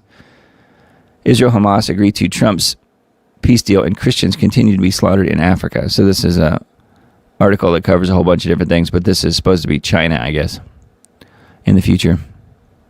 Posting on Truth Social on Friday, Trump issued another one of his warnings to a fellow superpower that it had better mind its manners or else. Typically, it's Russia that gets the brunt of public shaming from U.S. officials, but this time it was China. Trump is worried, as well he should be, about China's latest behavior in efforts to withhold crucial products from the U.S. His Substack, leohoman.substack.com, global push to reshape agriculture and human diets. Bill Gates and the war on meat. That's the most recent one. Trump just took another big step toward World War III with Russia from a few days ago. Anyway, Leo's Substack's a pretty good one. Got a few natural news articles tonight and thought I would bring to your attention if you guys want to look. 2 California counties resurrect the mask mandates in calculated mockery of human freedom and dignity. I was looking to see what counties. California counties of Sonoma and Santa Cruz act as willing pawns in the broader theater of psychological manipulation, having announced the return of mask mandates in healthcare facilities, a policy set to oppress residents from November 1st this year until April next year. Wow. So Santa Cruz County and Sonoma County in California. Mask mandates are back, at least for those 2 counties, and I guess only in healthcare facilities. So take that for what it's worth. Anyway, that's all California for you on the cutting edge. Tunisian man sentenced to death for Facebook posts. Yeah, you heard me right. Freed after presidential pardon. Tunisia. This person, we'll just call him Ben. Tunisian man sentenced to death for critical Facebook posts about the president and other officials was freed after a presidential pardon following international outcry. They were going to kill this guy because of his Facebook posts. Granted, it was Tunisia. It's not, Ohio, but, it's just really strange. So I thought that was pretty wild. Here's the president, I guess. So, who knows, but I just thought I would mention that just because I'm sure the powers that be would like to implement that as soon as possible around here, too. And we've mentioned Enoch, the AI engine of natural news before. Apparently, they have updated it to 2.0. If you guys use that at all, or if you want to check it out, it's probably the best one out there as far as AI goes because it's, it's been fed the information from alternative media, in particular alternative health information, but alternative news, and it won't basically gasp and laugh at you like ChatGPT or Grok might do if you ask it certain things. So the AI engine called Enoch 2.0 has been announced, a new AI sheriff in town that outsmarts ChatGPT, Grok, and Gemini. So anyway, have a look at that if you guys want. It is, where is it? I think it's on brightu.ai if I remember right. Yeah, BrightU, like Bright University, brightu.ai is where it is. So yeah, another free AI that's out there, and that one's a good one because it's not quite so woke as the others are. All right, Wine Press News, got a few articles from here tonight. Trump RX, Trump Inc.'s deal with AstraZeneca to provide cheaper drugs following the Pfizer agreement. The art of the drug deal expands. I'm really excited to announce AstraZeneca's commitment to your vision for a healthy America, says the CEO. And we can believe them, by golly. I mean, they would never lie to us, just like Pfizer wouldn't, right? Following a deal made with Pfizer last month, Trump administration inked a new agreement with Swedish pharmaceutical company AstraZeneca to provide drugs at discounted prices to Medicare insurance program recipients as part of the administration's new Trump RX program.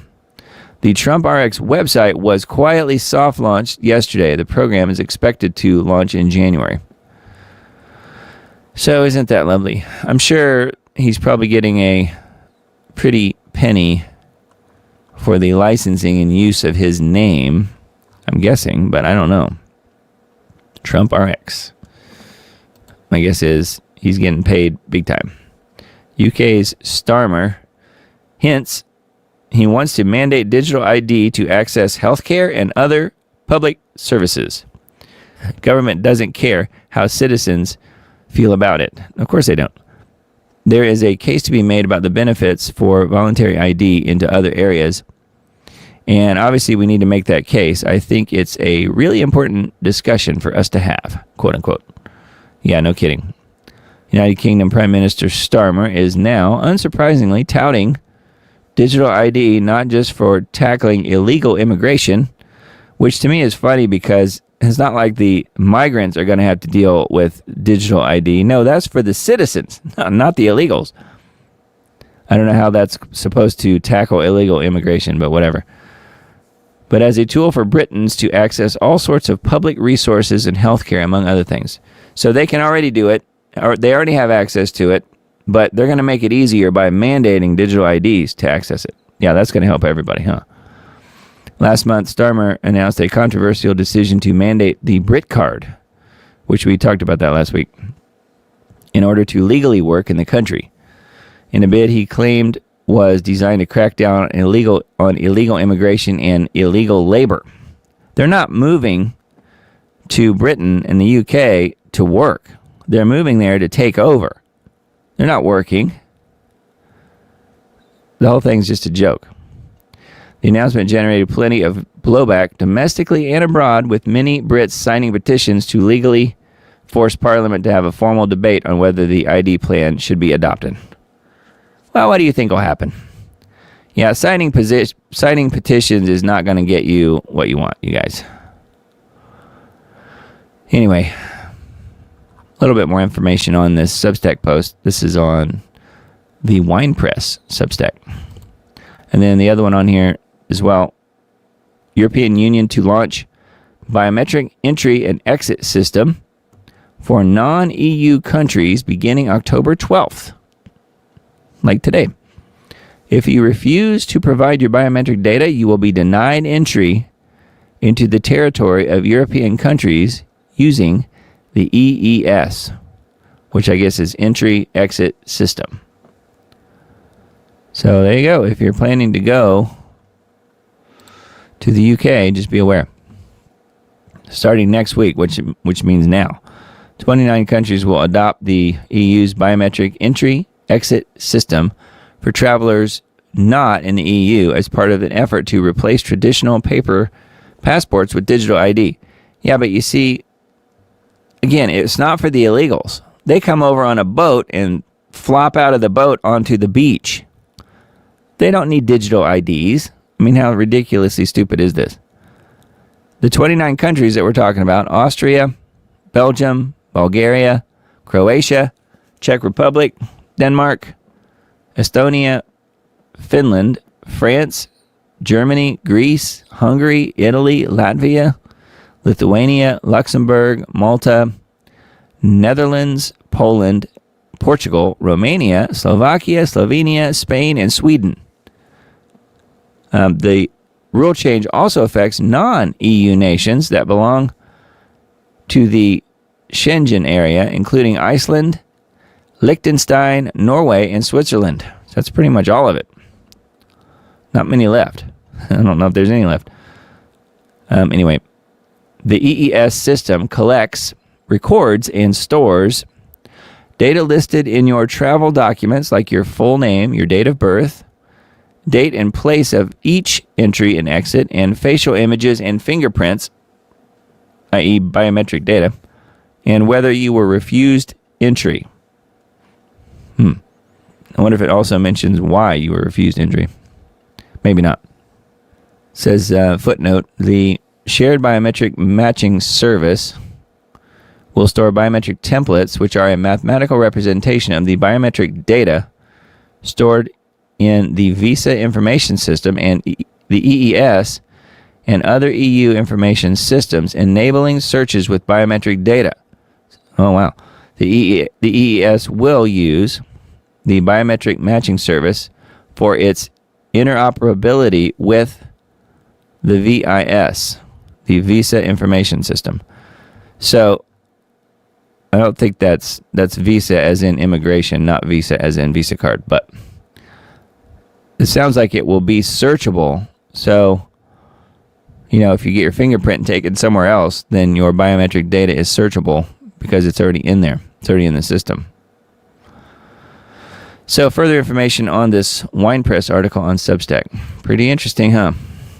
Well, we always have to have our plane crashes. In this case, a helicopter crash. 5 hospitalized after helicopter spirals out of control and crashes in Huntington Beach.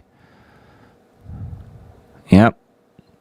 Helicopter spiraled out of control and crashed near the shoreline of Huntington Beach on Saturday, leaving 5 people hospitalized. What's amazing is it didn't kill anybody, including people on the ground. So, okay, you want to see it.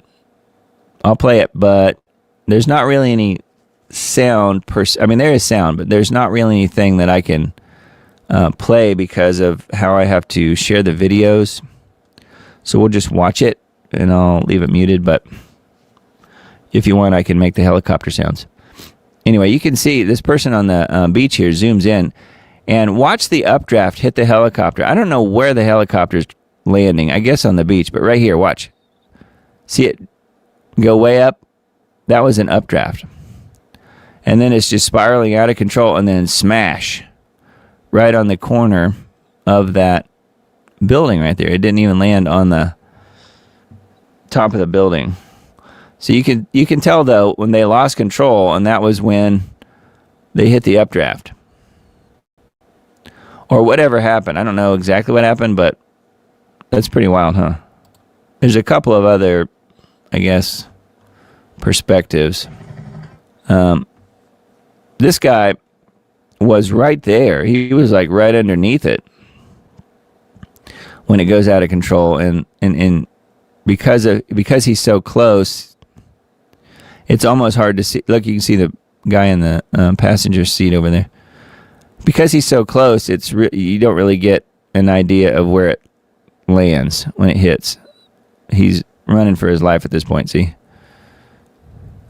And then takes another shot of it when he got out of the way. And it landed on the corner of that building. And then here's the one that we just watched a little bit ago. But you can see, I don't know, I guess it's probably that draft that hit it. My guess is it's because it's an ocean breeze. I mean, yes, there's lots of crazy drafts and stuff around the beach like that. So who knows? There's probably some other, information on this post, but there's several videos, but no casualties. So thank goodness that no one else was killed, but there were apparently some injuries. So anyway, pretty wild, huh? All right, WNG.org did have an article about the Tennessee munitions plant that exploded earlier, Friday morning. Accurate Energetic Systems. So we covered that earlier, so I won't bother going into that again, but there is more information on this WNG.org article on the SIFT. And then we've got a few, I guess you could call them doom break type of articles. Obama forced taxpayers to sink $1.6 billion into this solar farm. The solar farm is now closing. So isn't that lovely? Among the many accolades showered upon him during his presidency, Barack Obama was lauded as a genius. Maybe the smartest president in U.S. history. Just a total whiz kid. Of course, I'm just reading this article. I don't actually think that. Apparently, he wasn't smart enough to wisely invest nearly $2 billion of our hard-earned money. But hey, nobody's perfect, right? That's according to the Daily Caller. The sun will soon be setting on the Ivanpah solar power facility in California's Mojave Desert.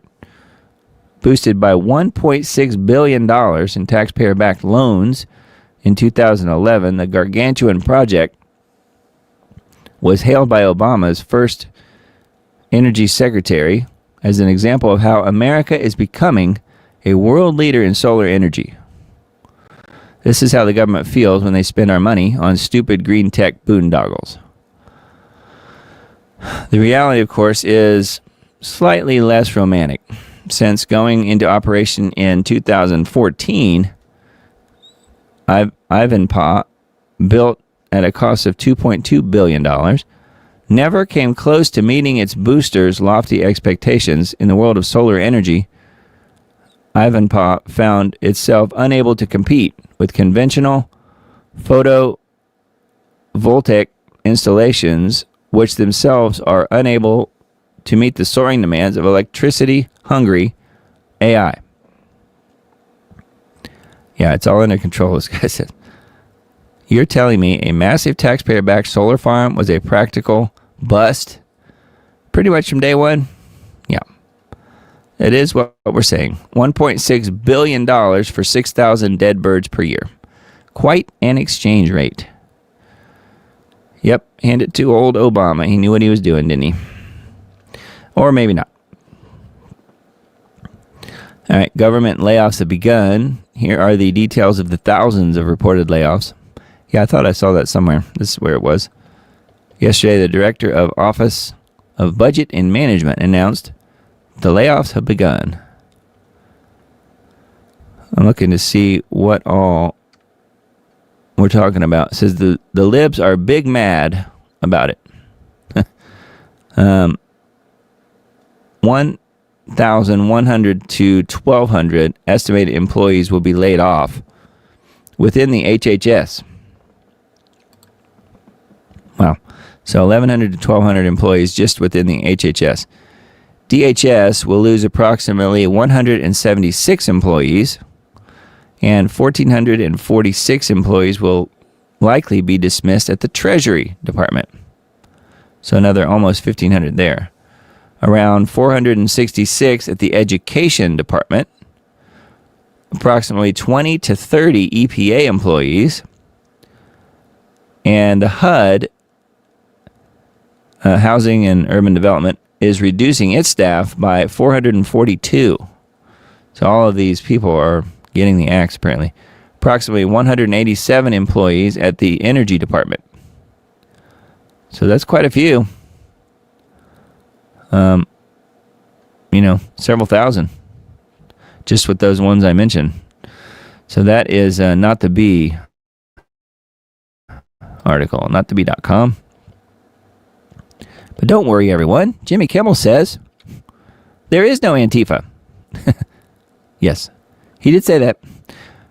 We can all rest easy now and stop worrying about the mobs of violent leftists taking over American cities, as the always honest and trustworthy Jimmy Kimmel has helpfully notified everyone that there is no Antifa. Massive gaslighting, huh? According to the late-night talk show host who recently returned from his brief suspension for comments he made about the assassination of Charlie, Antifa is just an idea. He says, you understand there is no Antifa.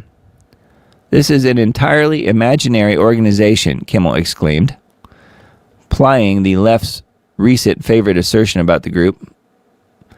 There is not an Antifa. This is no different than if they announced they rounded up a dozen Decepticons, like as in from the movie Transformers, or we've captured the Chupacabra, everyone.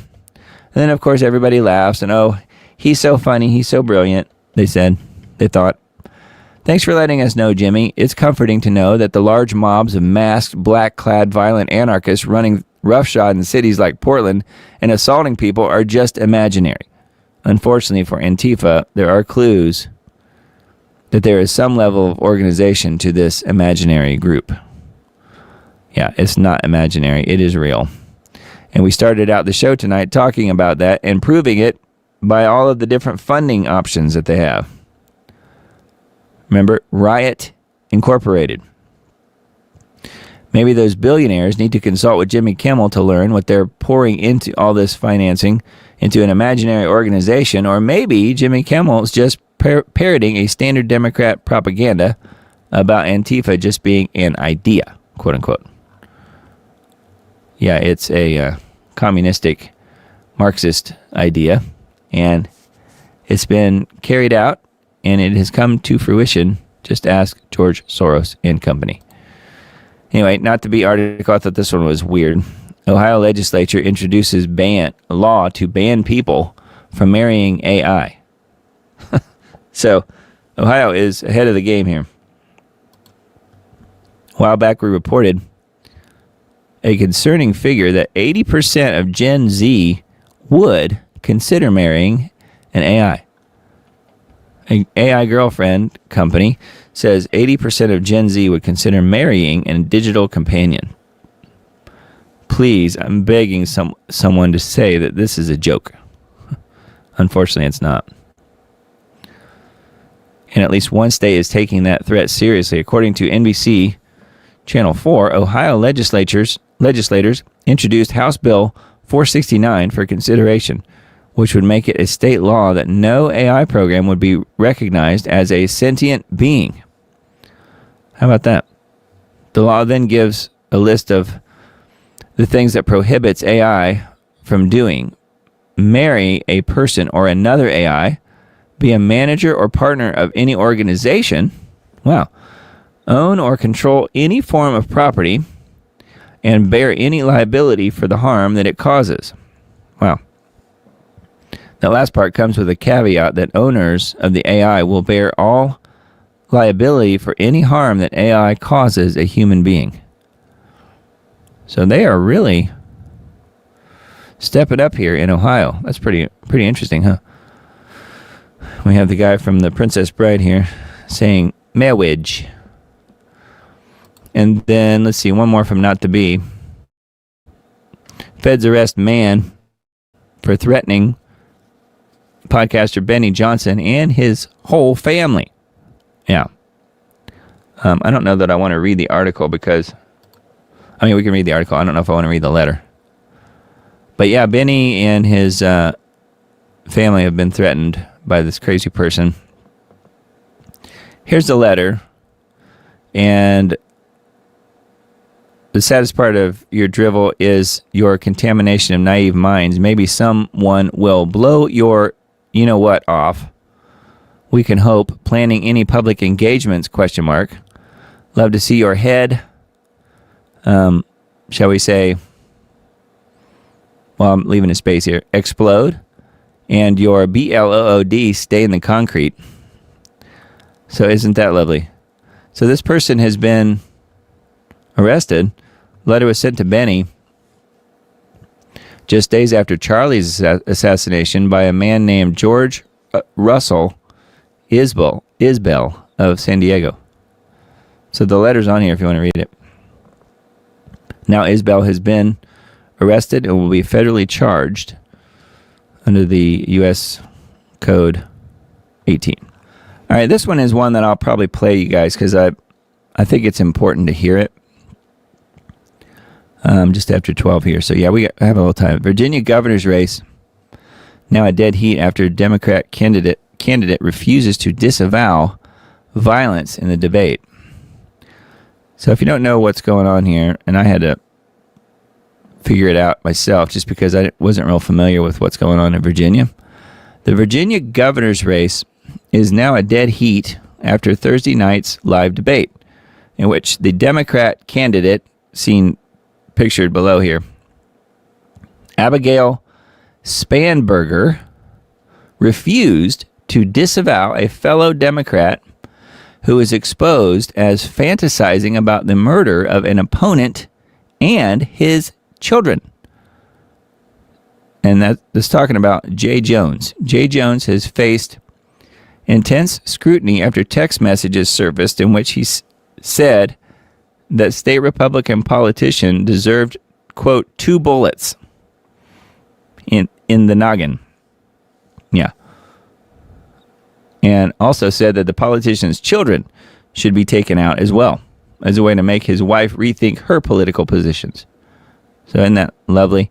And this lady here had nothing to do with Jay Jones's text messages. But the point is she refused to disavow what Jay Jones said. And he's running for, I don't know, something else in Virginia. Virginia governor's race is now dead heat after Thursday night's live debate.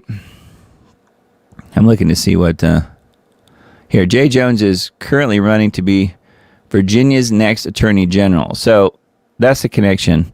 If she became the governor, then her attorney general would be the guy who called for the killing of this Republican politician. So that's what's going on here.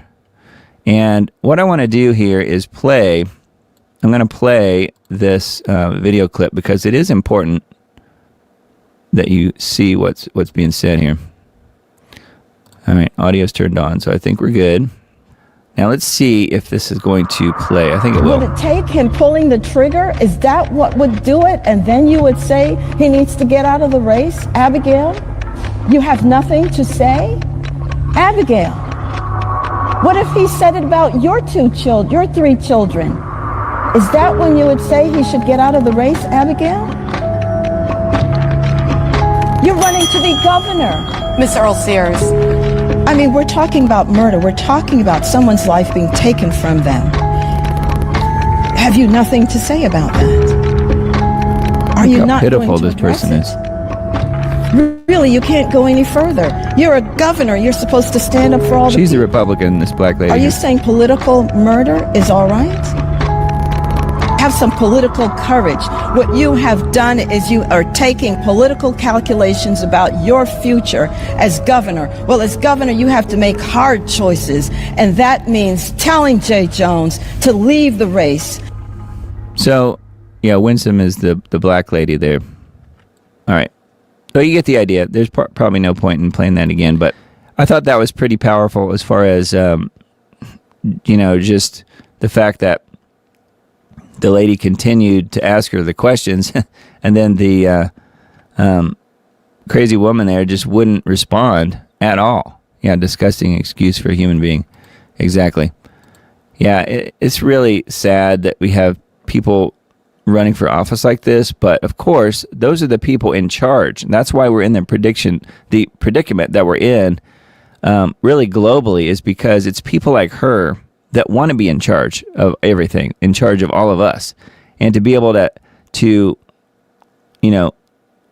have themselves be above the law and have the law be applied to the little people, which is all the rest of us. And you could see how she wasn't going to condemn this person because she perceives Jay Jones as being on her team and doesn't want to burn bridges, apparently. But, it would have been interesting if the Republican lady would have asked her, just some simple questions like, would you like to have your daughter in a, in a bathroom or shower situation with grown men? This is the kind of stuff that has come up in this race. Or, she could have probably pinned her down a little bit more than she did, but she did ask some really important and poignant questions. Winsome there did. So anyway, I just wanted to mention that because it's really starting to get ugly, and Spanberger remained tight-lipped. Yeah, she just pretended like she didn't even hear it. So it just gives you a little glimpse into their mentality. I mean, they're just, if it doesn't agree with whatever their narrative is, they just ignore you, and that's exactly how they work. Not just Democrats, but leftists and people like that who are so woke that they can't, they can no longer function. They don't have a working brain anymore. Anyway, thought that one's pretty interesting. That's on InfoWars. And then vaccine impact. This is kind of something I mentioned earlier. It's further information on this subject matter. Largest Christian geofencing in U.S. history. Your pastor and church are being paid by the Israeli government to track you and your views on Israel. So we kind of mentioned this a little bit ago, but this is further information, and then there's a whole video here explaining what is geofencing. Yeah, if you're attending your church or a gathering with your pastor who supports Israel, the Israeli government is probably paying your pastor and your church to track you through what is called geofencing. It's a way to track people who enter a defined geographical area, uses the person's cell phone and or their vehicle to identify and track them. Yeah, that's right. Remember, your cars are smart cars too, so it's not just your phone. Here is a short video description in less than 2 minutes long. So what is geofencing? Software knows who you are and where you go and how you respond to ads and messaging as it builds a profile on you. The more connected you are, the more you are involved in social media sites, the more it knows about you and your political and religious views as it adds it to your profile. Yeah, and keep in mind, too, you don't really hear people mention it very often, so I'll mention it. But you know all those apps you have on your phone? You know why they're free? You know why you can go to the App Store or go to the Google Play Store and download all these apps for free? Yeah, there might be some paid upgrades on certain apps, but they're free because they're reporting your data back to the people that made the apps. That's why. They give you it free because it's literally a Trojan horse in your life. It's giving information on your phone. That's why you have those long end user license agreement things that you just skip past and don't read, that are multiple pages long, because if you read everyone, you'd pretty much have to quit your job and just read end user license agreements your whole life. So nobody reads them. They just skip by them. But the point is, they say in there that they're tracking you and they're keeping your information and they're selling your information and they're providing their information from your phone back to the developer. That's why the apps are free. And that is in part how geofencing gets its data in a way. It's also using satellite data and, being able to tag your phone when you move in and out of certain areas that have been geofenced. But it's a pretty interesting technology for sure. And let's just say it's not exactly real friendly. If you like your privacy. If you don't like your privacy, then I guess it doesn't matter. But anyway, I just thought that was pretty interesting as far as this article goes, and it does give you a little bit more background here than maybe some of the other articles talking about geofencing that we mentioned tonight. So have a look at that one, vaccineimpact.com. All right, let's see. GeoWatch for this week, Mr. Dane. Chemical cold is the name of this one. Winter weather warning. Winter weather warning as 15 inches of snow to hit this weekend. That's a Newsweek headline. From record warmth to chemical winter, what happened to autumn? Major risks to climate stability in the world economy. Another dire warning about the dangers of climate engineering has been issued from the climate science community. Florida airports start reporting banned weather modification aircraft. That's a USA Today headline. Musk's satellites are falling to Earth at an alarming rate. We mentioned that a little bit ago, didn't we? Soon to be as many as 5 per day. The manipulators of the Matrix have churned up a scapegoat to blame the catastrophic Palisades fire on to distract from the climate engineering elephant in the equation. Weather warfare and climate chaos are inseparable. What comes next? So, latest installment, Global Alert News, is below.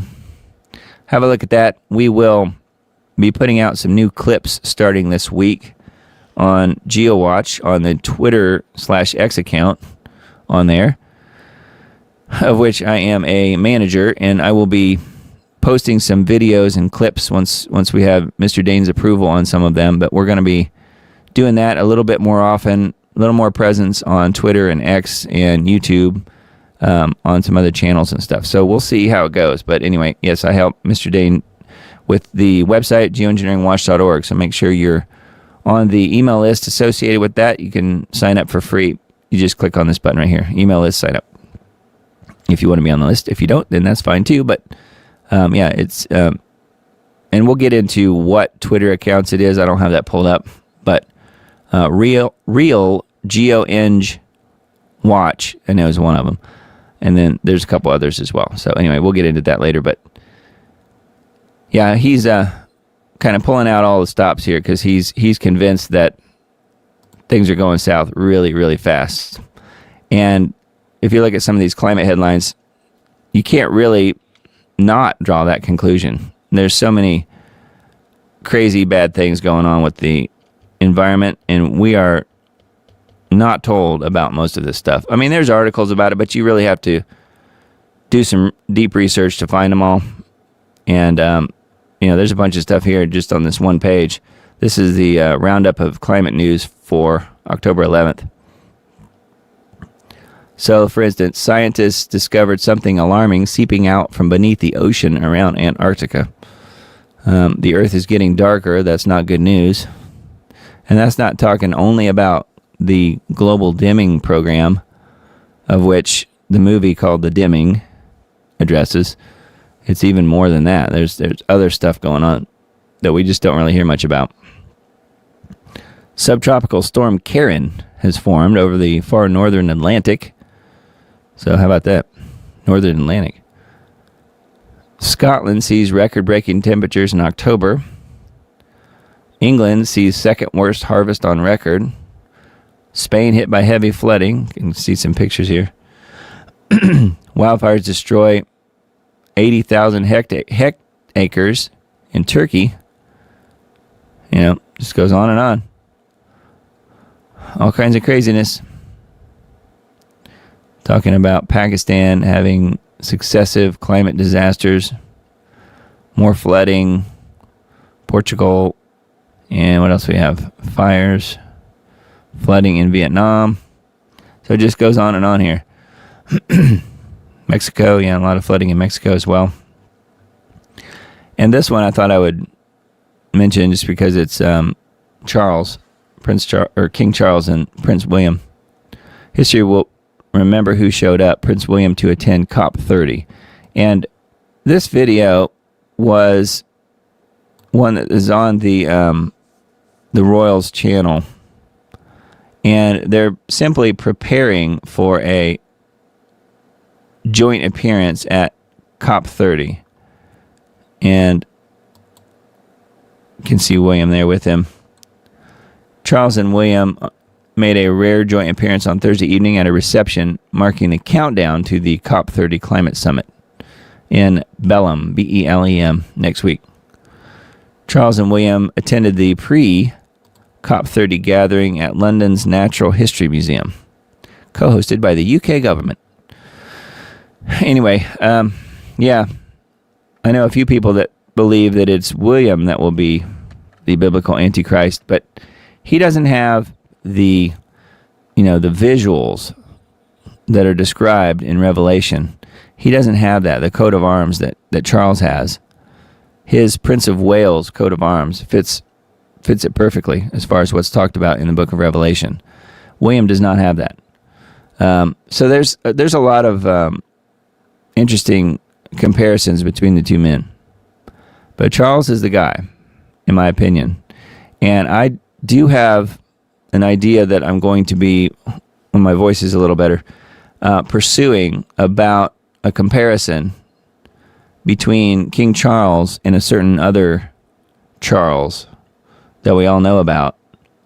I don't want to give away too much yet, but let's just say there's some interesting comparisons in what may play out in the very near future. So we're going to make another video, probably be a Diamond Report video or a End Times Dates video, I'm not sure which, on that. So stay tuned for that. That's coming soon. I'm working on that, but it's sort of in the preliminary stages right now. But it is pretty interesting, some of the comparisons between those two guys, Charles and Charles. So if you don't know what I mean, that's okay. I'll explain it in the video.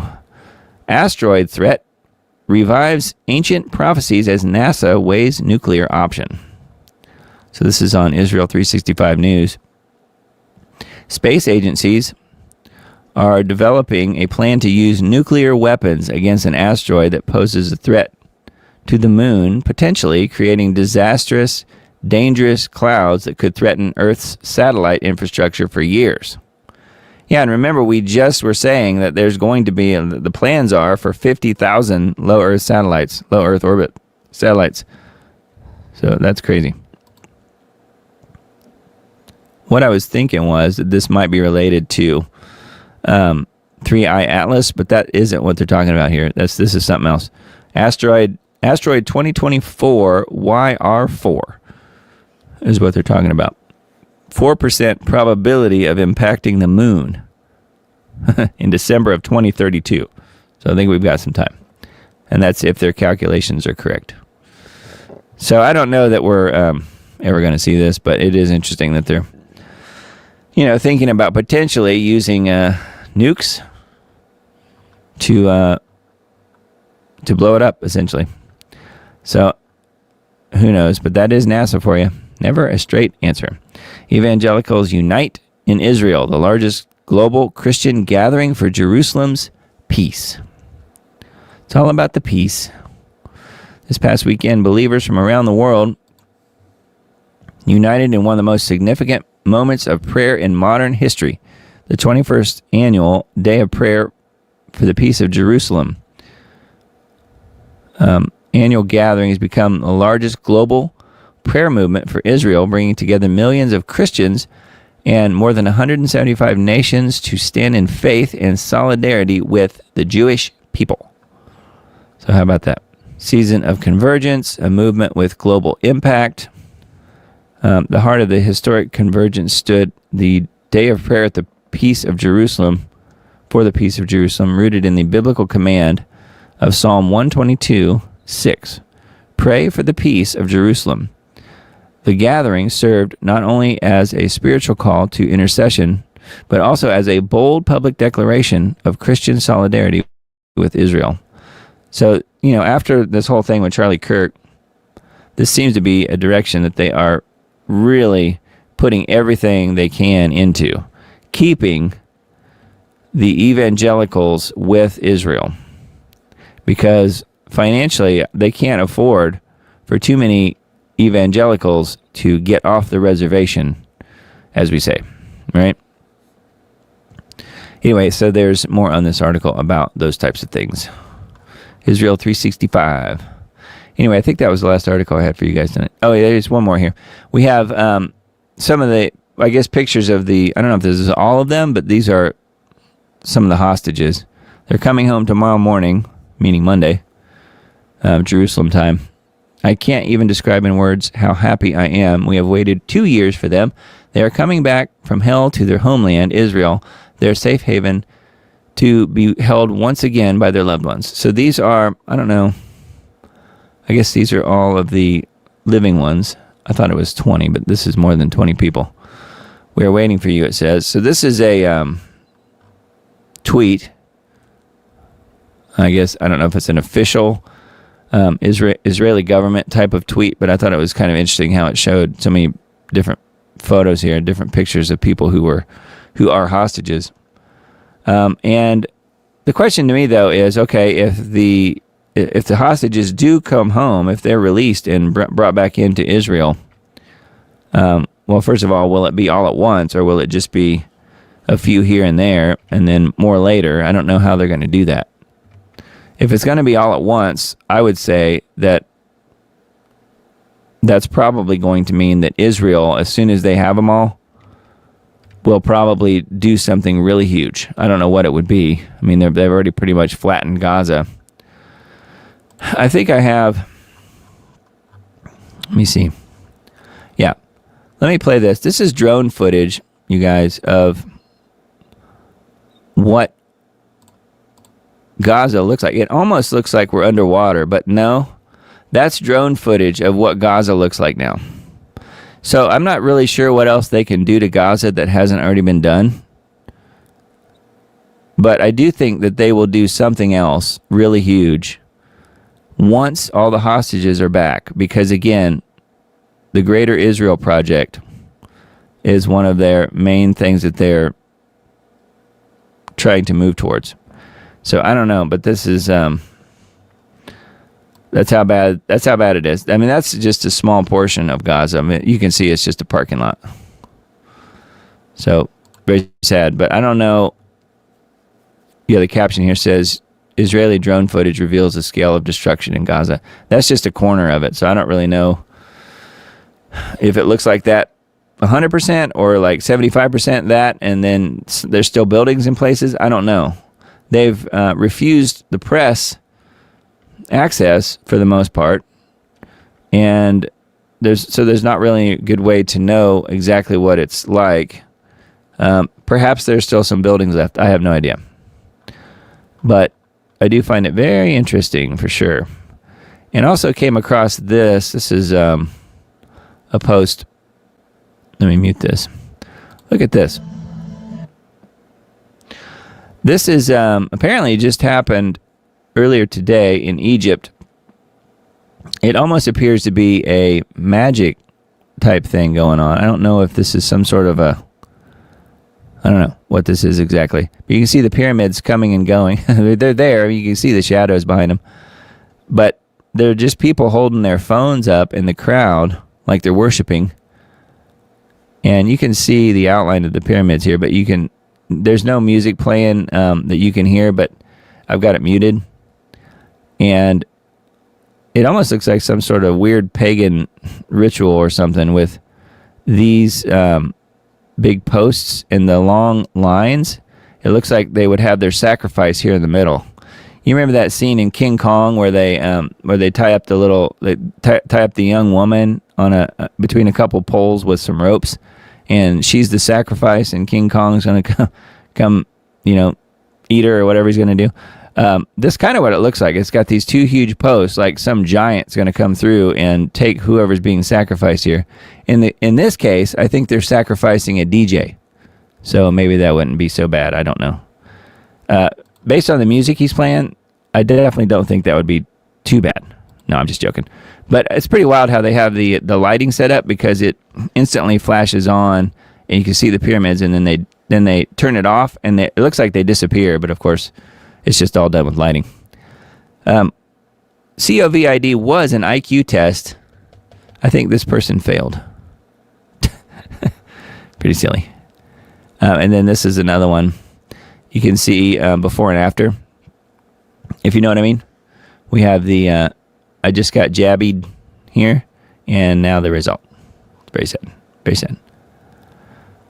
So anyway, there's some interesting stuff here on my Diamond Report page on X. So feel free to join along in the fun if you don't mind. And yes, make sure you're subscribed on Subscribestar and Substack. This is Substack. The QR code in the upper corner up there is for Substack. If you scan it, it will take you directly to this page, diamonddisc.substack.com, where you can put your email address in, hit subscribe, and join the email newsletter list. And I won't spam you. I only send out, one email on Sunday letting you know about the Sunday night show, one email on Monday letting you know about the podcast version of the show from tonight, and then one email on Tuesday that has everything else, all of the links that I talk about in the live show, and then some other stuff as well. All kinds of fun odds and ends. And then Subscribestar as well. So feel free to join in there if you don't mind. I certainly would appreciate the help. I've got a few people that are helping me out and covering my cost, or at least some of my cost, for this show. So Subscribestar and Substack are the two ways to contribute to what I'm doing. And no pressure, as I always say, but if you want to help, that is the best way to do it. And then, of course, subscribing as well on the YouTube channels and the other channels would be super, super cool.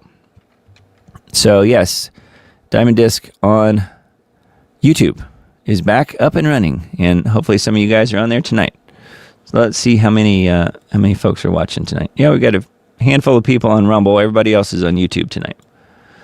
So, hello and welcome. I'm glad you guys made it tonight, and I apologize for my crazy voice acting the way it did all night, but wasn't really cooperating. I knew it felt funny all day, and then I don't know. It's one of those things. I was kind of out in the cold on Friday night. We were at a last high school football game that my daughter plays in the pep band at the high school football games, and this was the last game on Friday, and it was kind of cold that night. I probably didn't have enough layers on, and I think that's what's going on with my throat. So hopefully that's all it is. It's just something that will be passing. But anyways, thank you guys for being here tonight. We'll go ahead and call it quits a little bit earlier just because my voice is wearing out, and I know you guys are probably tired too, like all of us. Anyway, yes, please join the YouTube channels if you're not already subscribed on there, because that really helps me. And again, totally free, easy way to do it if you want to help out what I'm doing. Rumble and BitChute and Brighteon as well. And then Miss Emily probably posted links, I don't know, in chat, but it is available on the chat. And if not, it should be available in the description box for the band group. The band group is the group of folks, some of which are in chat, some of which are not, and we can get on there and do all kinds of stuff. We can do prayer requests. We can do, articles and links for things that you guys are investigating and looking at. And I tend to post a few things in there as well myself. So everybody can post in the Diamond Report. So we just ask that you don't spam people. But yeah, it's kind of a free-for-all in a way. So anyway, thank you guys for being here tonight. I really appreciate it. The next live show will be a week from now. So it will be the 19th. October 19th coming up at 10 p.m. Central Time. So we'll sign off for tonight. Oh, yeah, Emily's posting the links. Yeah. band.us/@the-Diamond-Report is how you find it. So anyways, thank you guys for hanging in there with me tonight. I really appreciate that. And I guess we can watch one more video tonight. We've got several here in the queue. So we'll do that, and we'll call it a night for tonight, and we'll see you guys again next week. So blessings to you guys. Keep the Lord Jesus Christ front and center in your life. I certainly try to do that every single day. And keep your family close to you as well, because, again, we are in the end times. I fully believe that. I feel like we all probably don't really have as much time as we would like, but we need to make the most out of what we do have, because the Lord has given us time here on this earth to do things for Him and to be a beacon, to be a light, to be salt and light for Him. So blessings to you guys, and we'll see you again next week. Love you all, and we'll see you soon.